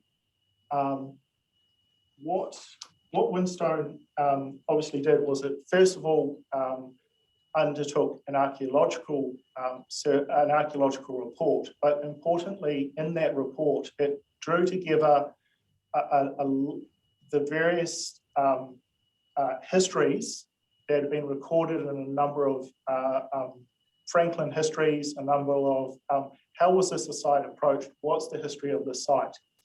And that was provided to the local iwi, and a number of site visits were undertaken in that process. At that point, Ian Lawler was engaged by Windstone to assist with an archaeological survey of is there actually a visual record of archaeological sites.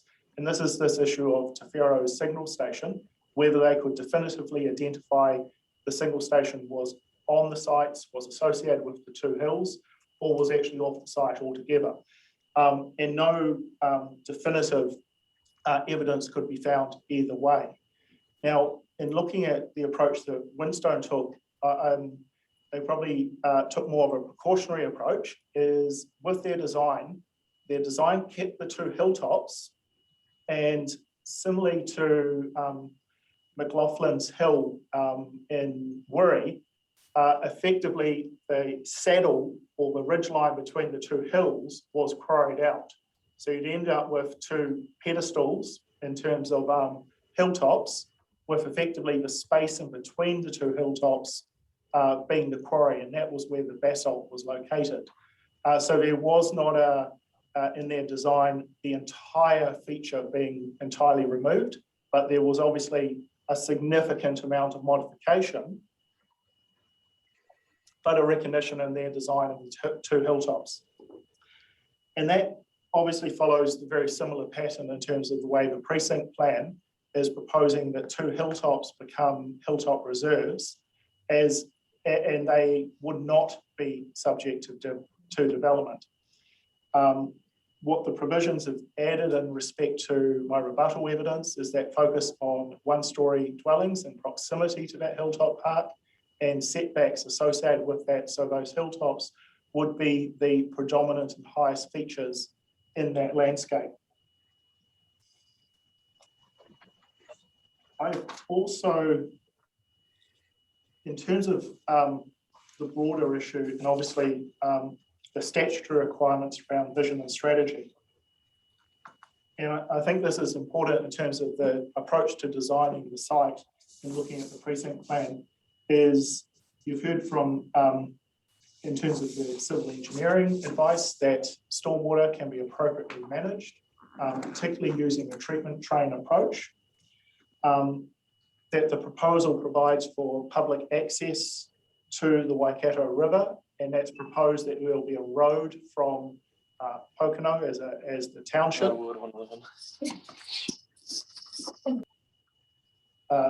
through to Bluff Road, and that will provide obviously opportunities for pedestrian and cycle and vehicle access to the river itself. And that's an opportunity that would not be afforded without a level of development and subdivision associated with the site. And that's very similar to the hilltop parks. If this was to remain a quarry zone or a rural zone, those opportunities for recreation access to the site would not be achieved. Obviously, adopting the EPA provisions, that's where focus is on enhancement and restoration of the streams, the wetlands, and ecological connections between the bush. And I'd like to highlight that these are not insignificant in their scale.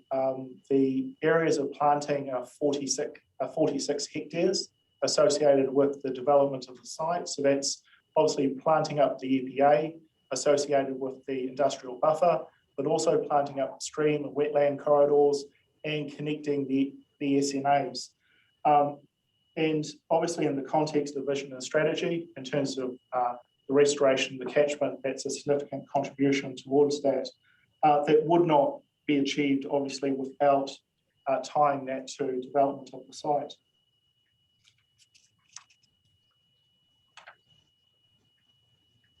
Now, if I can take you through to, Joel, if we can go to the provisions and we can go to page 9 of the provisions.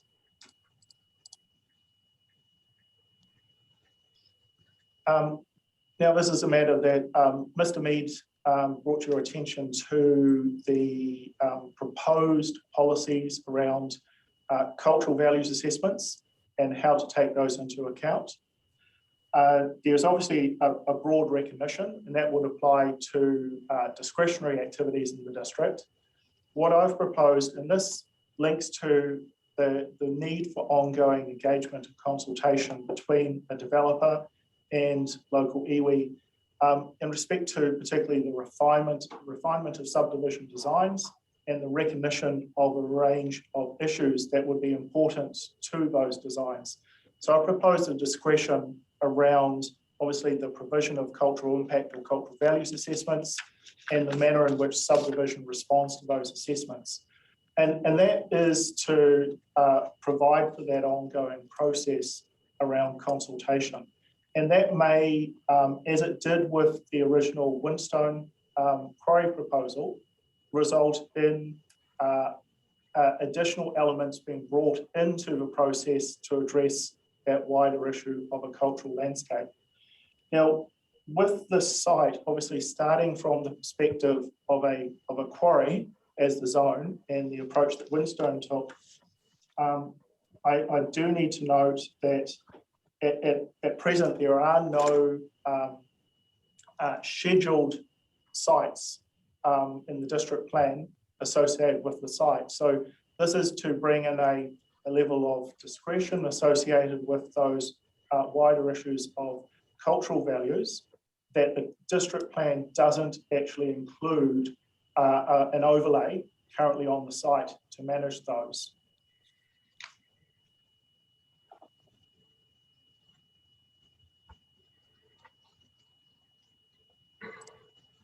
Now, if I can turn to the issue of reverse sensitivity, and obviously you've heard evidence in respect to how the proposal avoids reverse sensitivity effects associated with noise, lighting, and air discharges. And there's been, it's fair to say, since my initial brief and evidence, an evolution in the standards that are proposed and provisions that are being proposed. Mr. Jones for Yashili gave an overview of those provisions that were in the joint witness statement, addressing obviously the avoidance of activities within the industrial buffer itself, and then obviously the approach in there to acoustic attenuation of dwellings beyond that 45 decibels between the 40 decibels. So on the precinct plan, that's between the EPA and the quarry buffer, and the blue line, lighter blue line, which is the 40 decibel line. And that's where additional acoustic design is proposed to create a higher standard of internal amenity associated with those issues. So that's to address if there are any residual concerns in respect to the amenity that those residents may receive, that they have that level of acoustic design as part of the dwelling itself. The next issue that's been raised is around this issue of Area 1 and Area 2 in respect to obviously the orientation and topography of the site. What I have been considering, and I still do not agree with the premise that a visual seeing something would generate a visual reverse sensitivity. But in looking at a number of potential solutions, if there was a concern remaining in the panel's mind, what I've looked at is, first of all, what's the benefit of the environmental protection area itself in respect to screening? And Mr. Pryor brought in a series of photographs which illustrated those foreground views and the views from Area 1 and Area 2 to the site itself. What I'd like to do, and we've managed to work on a section, particularly from Area 1, which is where the more direct view from the site is to the industrial area. Joel, if we can bring up the cross section. So this is the cross section from Area 1, and it's cross section A through from the existing Heinz buildings through to Area 1. And if we can go down to the cross section itself, zoomed in image. Let's get the mouse moving.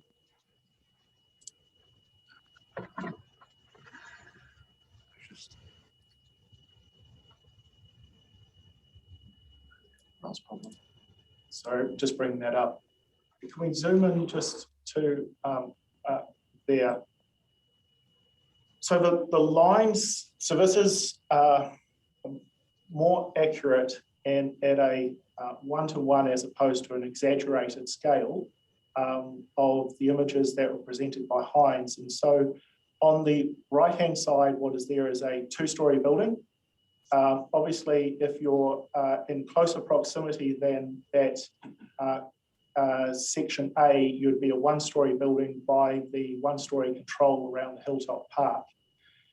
And so what this is illustrating is on the left side is the property boundary.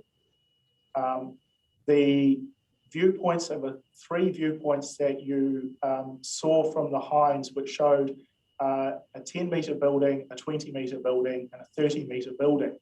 And obviously a 30-metre building is only 3% of the site area in terms of heights. And the predominant buildings that you've seen on the Hines site so far are those more 10 metres or less buildings. The green area is the EPA, and it illustrates what vegetation at 4 metres in height would do. And what that illustrates is from a ground floor level where you have your outdoor living areas, highly likely to have your indoor kitchen, dining, living areas, that EPA actually screens foreground views through the site there. It's only from the bedrooms on this diagram that you would actually see the topmost portion of a 30-metre tall building. And so one of the mechanisms that obviously we've already proposed is the EPA. And what this is illustrating is the benefit of planting the buffer area has in terms of screening those foreground views through to the industrial area itself. Now, I think in terms of what I'd like to do, if Joel, if we can go to page 6, sorry, it's page 6 of the provisions, take you through a number of, we'll go to page 8, sorry, Joel, number of amendments that I've proposed in terms of this issue of the role that plantings can have in terms of this idea of views. So if we can look at provision 13 at the bottom of the page.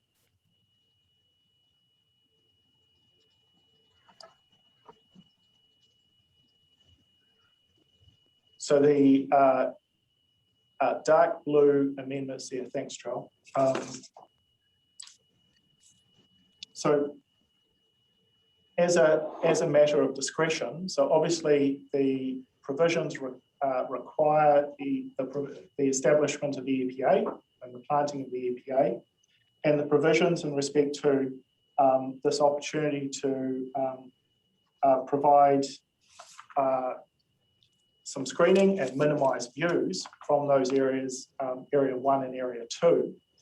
So landscape design, plant selection and implementation of plantings, including planting with initial stages of subdivision. That was a matter that Commissioner Fulton raised at the finish of the last hearing in respect to Mr. Pryor and his evidence. And so I've included that matter and that discretion there. So to effectively, obviously that would occur within the environmental protection area to screen or otherwise minimise views from future dwellings between the 40 dBA noise contour and the Pokeno industrial buffer. And I'll come back to the reason why I've proposed the 40 dBA noise contour as the measuring point, as opposed to the rare area of areas 1 and 2 when we get to that part of it. Now, a matter, and I'll do it while we've got it on the screen, I'll come to it, is if we go to up, Joel, to the top of that page to Roman 6, just while I have this on the screen here, Mr. Mead has proposed a discretion in respect to the design of roads in proximity to the Hilltop Park and the potential for earthworks to affect that. So I've included that provision in there and added to it because obviously there is obviously the physical works, but there's also the opportunity to mitigate that, particularly where that road, a parkage road, immediately joins the environmental protection area. There's the opportunity to use those plantings to also screen any batters associated with the road itself. If we, Joel, can go to the Rob's evidence and the map there. Now, what we have here, if I can take you through this image, obviously the environmental protection area and the buffer area is in the green and the crosshatch blue. The areas 1 and 2 identified by Hines are in the yellow through there. The 40 dBA line is sort of a lighter green. If you can follow that line there, could be turquoise. Now, one of the things that if you can see and look at the contours there, and going out on site, this will become very apparent, is there is a very direct rollover between these very subtle ridge lines. And that's effectively reflected in that 40 dBA noise contour, because obviously that's where the landform was rolling off, and you actually have quite a change in topography and elevation. So you're actually beyond that 40 dBA contour, dropping back into a smaller valley. And in area 2, you can actually see that by 2 gully systems. Joel, if you can point that out, where you're actually, you can be actually up to 10 meters lower in those areas than where the 40 dBA line is in the 45 dBA line. So those areas 1 and 2, I felt were drawn in a very broad brush manner.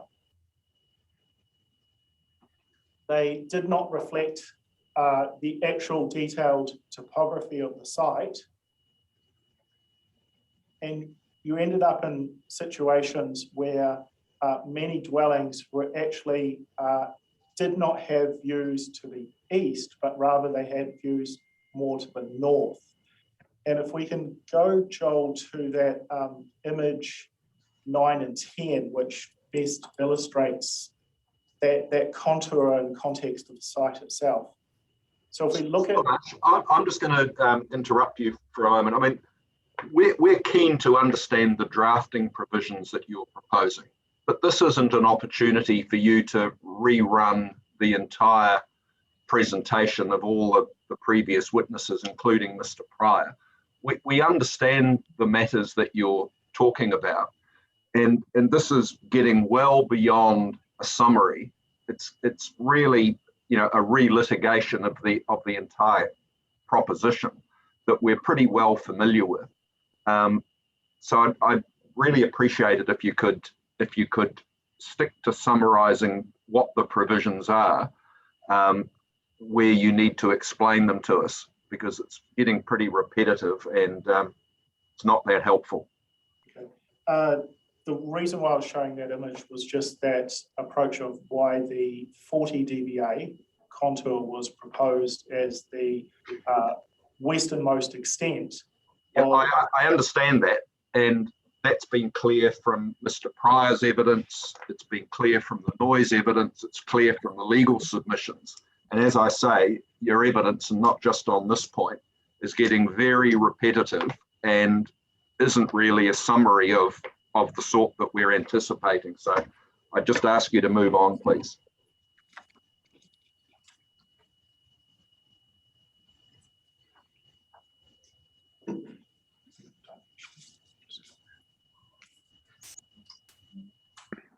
Yeah. I'll just go through my notes and just confirm. That's fine, thank you. Look, I'm not trying to stop you from summarising what the provisions are, but you're welcome to do that. But they don't need to be explained to the nth degree, because we already understand the rationale for what it is you're talking about. So if you can just stick to the provisions and what they say, rather than all the repetitive detail, please.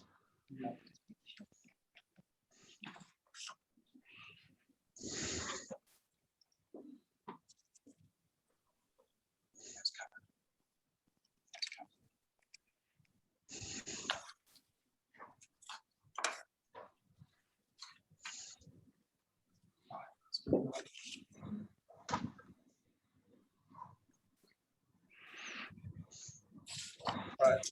I've actually covered everything. That was the last point I wanted to make. All right, thanks, Mr. Tynash. We'll see if there's any questions for you. Ms. Tiaho, do you have any questions?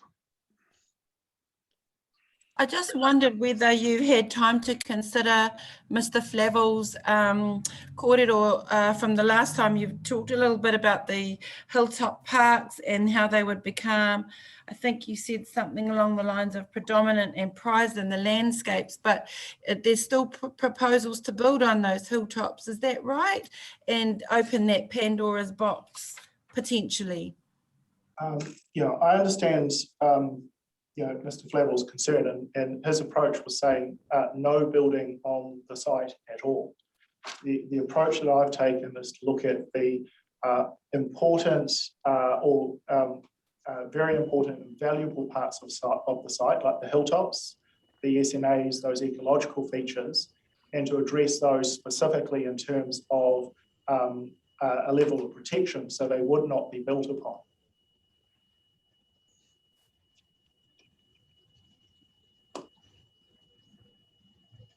Thank you. Thank you. Ms. Sedgwick?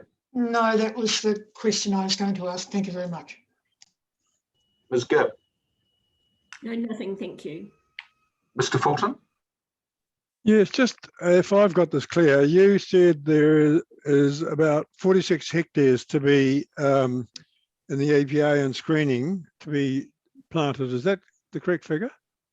Yes, it is. And is that to be vested in council? No, the base proposal is that it would be covenanted and there will be management plans. If the council identified that certain areas should be vested with them, there's the provision for that to occur as well. So the covenant will have a covenant for a certain number of years and whatever. And I suppose I can just relate to some of my own experience. The covenants, if people don't stick to it, I mean, you can drive a horse and cart through a lot of it and no repercussions. Is that what sort of, I haven't looked at the covenants that you're putting on it, but that is a possibility over time. I mean, these things start off very well intended, but give it 10 years down the track and a change of ownership, things are not ever going to be the same. My experience, I have not had that experience. So Queen Elizabeth Trust covenants or covenants directly to council, I've seen those as very robust. They are the gold standard that we use, for example, for bush protection, for protection of riparian margins of streams. Very common. The wording that I've seen would prevent removal of vegetation, and they can be held for a very long extended period. I've seen covenants for 999 years, for example, locking in that perpetuity. I'm a little bit familiar with the QE2 trusts, and I don't have not seen much of this sort of land being vested in or the QE2 trust being prepared to take it on, because I mean they then have the responsibility. So it's been mentioned a couple of times during this hearing around Pokeno of the QE2 trust, and I'm a little bit cautious to know whether they would be accepting a lot of this offers that have been suggested. So the approach to the drafting, as I've taken, is legal mechanisms to retain in perpetuity environmental protection areas and prevent further subdivision of them, such as covenants, consent notice, or vesting in council. So the text that I proposed there is very direct in terms of the implementation of that, is to retain in perpetuity that feature. Okay, it would be guaranteed if it was vested in council, that's for certain, wouldn't it? If it was vested in the council, yes.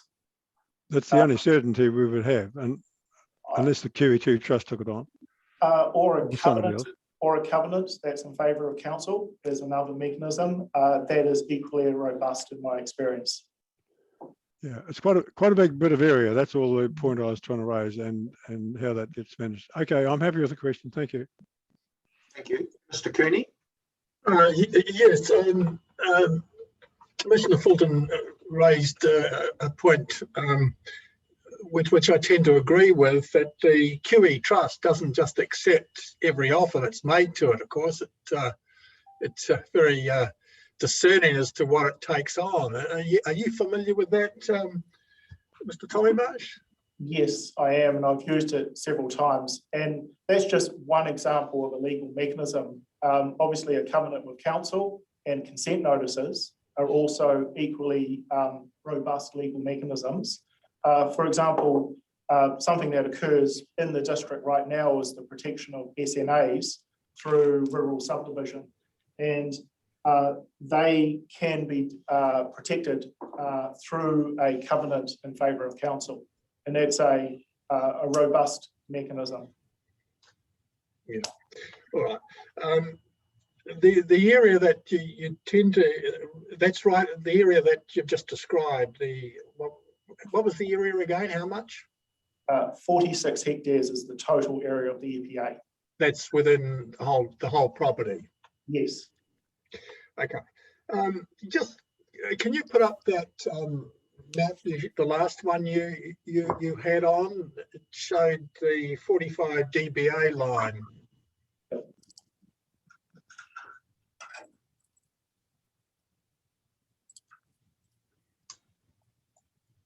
Yeah, that one. It showed that line and that colour. Yeah, around there.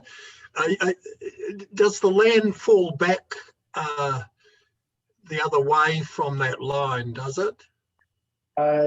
So that's the 40 dBA line. In 40 parts, dBA. Okay, so, 40 dBA. Yeah. So to the let's say, if I can say, to the west of that line, there are parts that definitely fall back and away in terms of topography, but there are other parts where it rises, but obviously it's outside of that noise contour. So it's not a uniform line, but in respect to area 2, that depth that's been proposed by the Hines witnesses in terms of area 2, that particular area does fall back and away. In respect to the area 1, that area in the southern part also falls away and has a more southerly and easterly aspect. I suppose what I'm really getting at is whether you've considered bringing back the buffer area to that 40 dBA line. I know it may be a little bit arbitrary, but there is probably a bit of a rationale for it. Well, I think with this, what we did as a methodology is we started with advice from Mr. Stiles in respect to the noise issue and reverse sensitivity. And you've heard from Mr. Stiles that he was comfortable that a 45 dBA line created a reasonable level of oral amenity. You've heard from the other experts on reverse sensitivity that a lesser distance is required. So obviously the more conservative line is the 45 dBA line here. As I've outlined in my evidence, is between the 40 and the 45 dBA line, acoustic design can be used to attenuate the internal amenity of a dwelling. And also that with the, particularly around the MPSUD, land in proximity to Pokeno that's well located, that is a scarce resource. The buffer is quite significant. From my experience, I have not seen a buffer of this depth associated with being adjoining an industrial area. So this is, from my perspective, a very conservative buffer. So in terms of weighing up whether it was a buffer line at 45 decibels or 40 decibels, I was quite comfortable with 45, based on that would result in a quite reasonable level of oral amenity, and that is obviously enhanced by the building design, and it would not be subject to inappropriate discharges, receiving discharges from air, or in terms of lighting effects itself. In respect to the issue of visual, I'm quite comfortable that the EPA provides that level of separation and the opportunity to screen the foreground. Yeah, okay. So can you just, the plantings you would undertake there, how long would it take for them to become established and have sufficient height, being a sloping ground? The advice that I've received is you can achieve, particularly from the ground floor of dwellings, within the first, up to about first 4 years, you can achieve that significant screening opportunity. So obviously that's dependent on plant selection, the bag size of the plant, and the maintenance of that to achieve that outcome.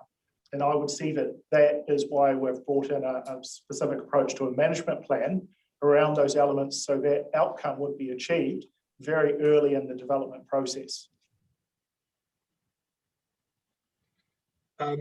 Is there an element of tension here between the views, the wider views out to that, in that direction, that overlook the industrial area, but they take in a wider view, which initially may be attractive for selling purposes? Is there a bit of a conflict there in the establishment of the planting areas? The planting would be mandatory, I take it? The planting would be mandatory, yes. I don't see that there is a conflict, because we're screening views down, that concept of that was raised of overlooking, as opposed to, for example, the view of from the site of Mount William, which is more direct. And so the idea is to screen that lower foreground. Mr. Pryor showed those photos and showed where a 3-metre height would be in respect to that. And you see that even based on that, a fair portion of that foreground is screened while those longer views are maintained. All right, thank you. Thanks, Mr. Kearney. I've just got one question, Mr. Tolomash, and it's possibly better directed at Dr. Usher, who I think is still there, but I'll leave it to you. I think it's an ecological question, I think, more so than a planning question, but if there's any follow-up to it based on that answer is, sorry, I've just got to,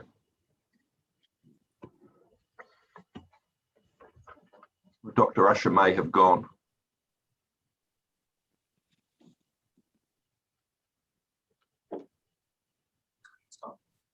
I'll ask the question anyway, and maybe Ms. Evatt, if you could ask to the extent that Mr. Tolomash can't answer it, that Dr. Usher can.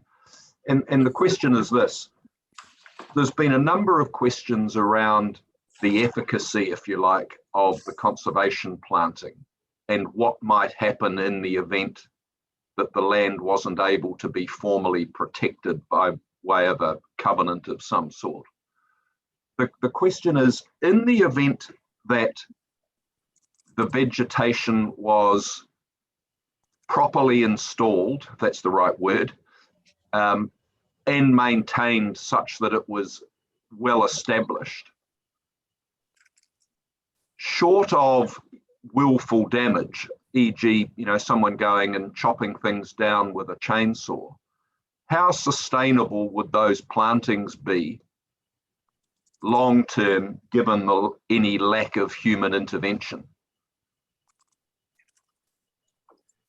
Not sure that I'd necessarily phrase that in the most eloquent way possible, but I guess what I'm trying to say is that there's an issue around long-term protection, and interested to understand from Dr. Usher whether and or to what extent these plantings would be self-sustaining, short of acts of, you know, vandalism or willful damage. Is the question clear enough? It is very clear. I understand the point, and I do. And if he were able to provide a comment on that, I suspect, Mr. Tolomarsh, you'd need to defer to Dr. Usher on that. But if you do have any comment based on your experience, yeah, happy to hear it. My experience in terms of particularly enhancement, because we've been dealing with landscape and ecological enhancements for many decades now in terms of subdivision plus also development in rural areas. If it is well maintained for that initial establishment period, and that will be a requirement of a consent, it was not subject to any stock invasion. My experience is that vegetation can be self-sustaining. It does need periodic weed control as it establishes, but obviously the goal there is to plant to such densities and such numbers that that outcome of long-term establishment is actually set by the original design parameters. Okay. All right. Well, I think that's a helpful answer. Look, can I have a supplement? From a planning, sorry, Mr. Fong. Can I just have a supplementary to that? The Sure. Question on that subject, it's very low quality soil, isn't it, that you're going to be establishing this on? I mean, as opposed to an expressway where it develops very, very quickly, all this native planting, I mean, they are taking all the topsoil off and they've got a very large layer of topsoil, which establishes the plants very quickly on expressways and all that sort of area. This is going to be an area that's going to be very low quality soils, of which establishment over time may take, in my view, quite a long period of time to get established up to, you were talking 4 meters, but I mean, even up to 3 meters or 2 meters, it's going to take quite a long time, isn't it? I mean, you don't have a water supply or anything else for it. So, well, there's nothing I have seen that was going to be helping to it establish. So we've got a risk, isn't there, that it won't establish very quickly or particularly well over dry summers. In terms of dry summers, I take your point, and that's an issue and a risk for all of New Zealand in respect to these establishments. The approach of the planting plans that I've been involved in and aware of is to anticipate those types of outcomes, look at things like the soil qualities, look at the maintenance regime, look at the level of fertilizers, the bag size, to ensure quick growth and also survivability of the plants. So you use the management plan to actually come up with a very tailored site-specific approach to implementation that addresses those potential risks and constraints. And I'd say from the planting that you've actually seen on some of the adjoining sites, for example, immediately adjoining on the Sinlay site, that is thriving, that planting. So I'd say that there's definitely tools and techniques with the consent process to manage that issue. Okay, thank you. In any event, I think it would be helpful to get that. I mean, that's a planner's perspective on it, but it's specifically an ecological question. And I think if Dr. Usher was able to provide us with a short, succinct answer to that question, it would be helpful, please. That's fine. Mr. Chair, I've got actually a couple of things. We put some amended provisions up today, but didn't send them through in case there was anything else that came up. We've also had a bundle of drawings that we've been sort of using for presentation purposes, and just obviously these cross sections and just some comments we wanted to make in relation to the Heinz version of those. So there's a couple of things we'll want to pass on, and I could just put Dr. Usher's answer to that question as part of that package and forward it to you for completeness, if that's helpful. That would be helpful, thank you. And anything that has been presented today that we don't have provided to us up until the presentation, that's what I think you're referring to, and we would require that, please. No problem, can do that. Thank you. Thank you very much. So obviously that's the last of our witnesses. So unless you have any further questions, that is the close of our case. No, I don't think we do. Thank you. This has been rather a long hearing by our standards anyway, and we're grateful for the time taken for everybody that they've taken in presenting to us. We've got some fairly thorny issues in some cases to work our way through, but we'll do that in due course. And if there is anything further that we require following our site visit, we'll ask the parties regarding that. So suffices to say now to thank you all again and to say that we're adjourned in relation to this matter. Thank you. Thank you very much.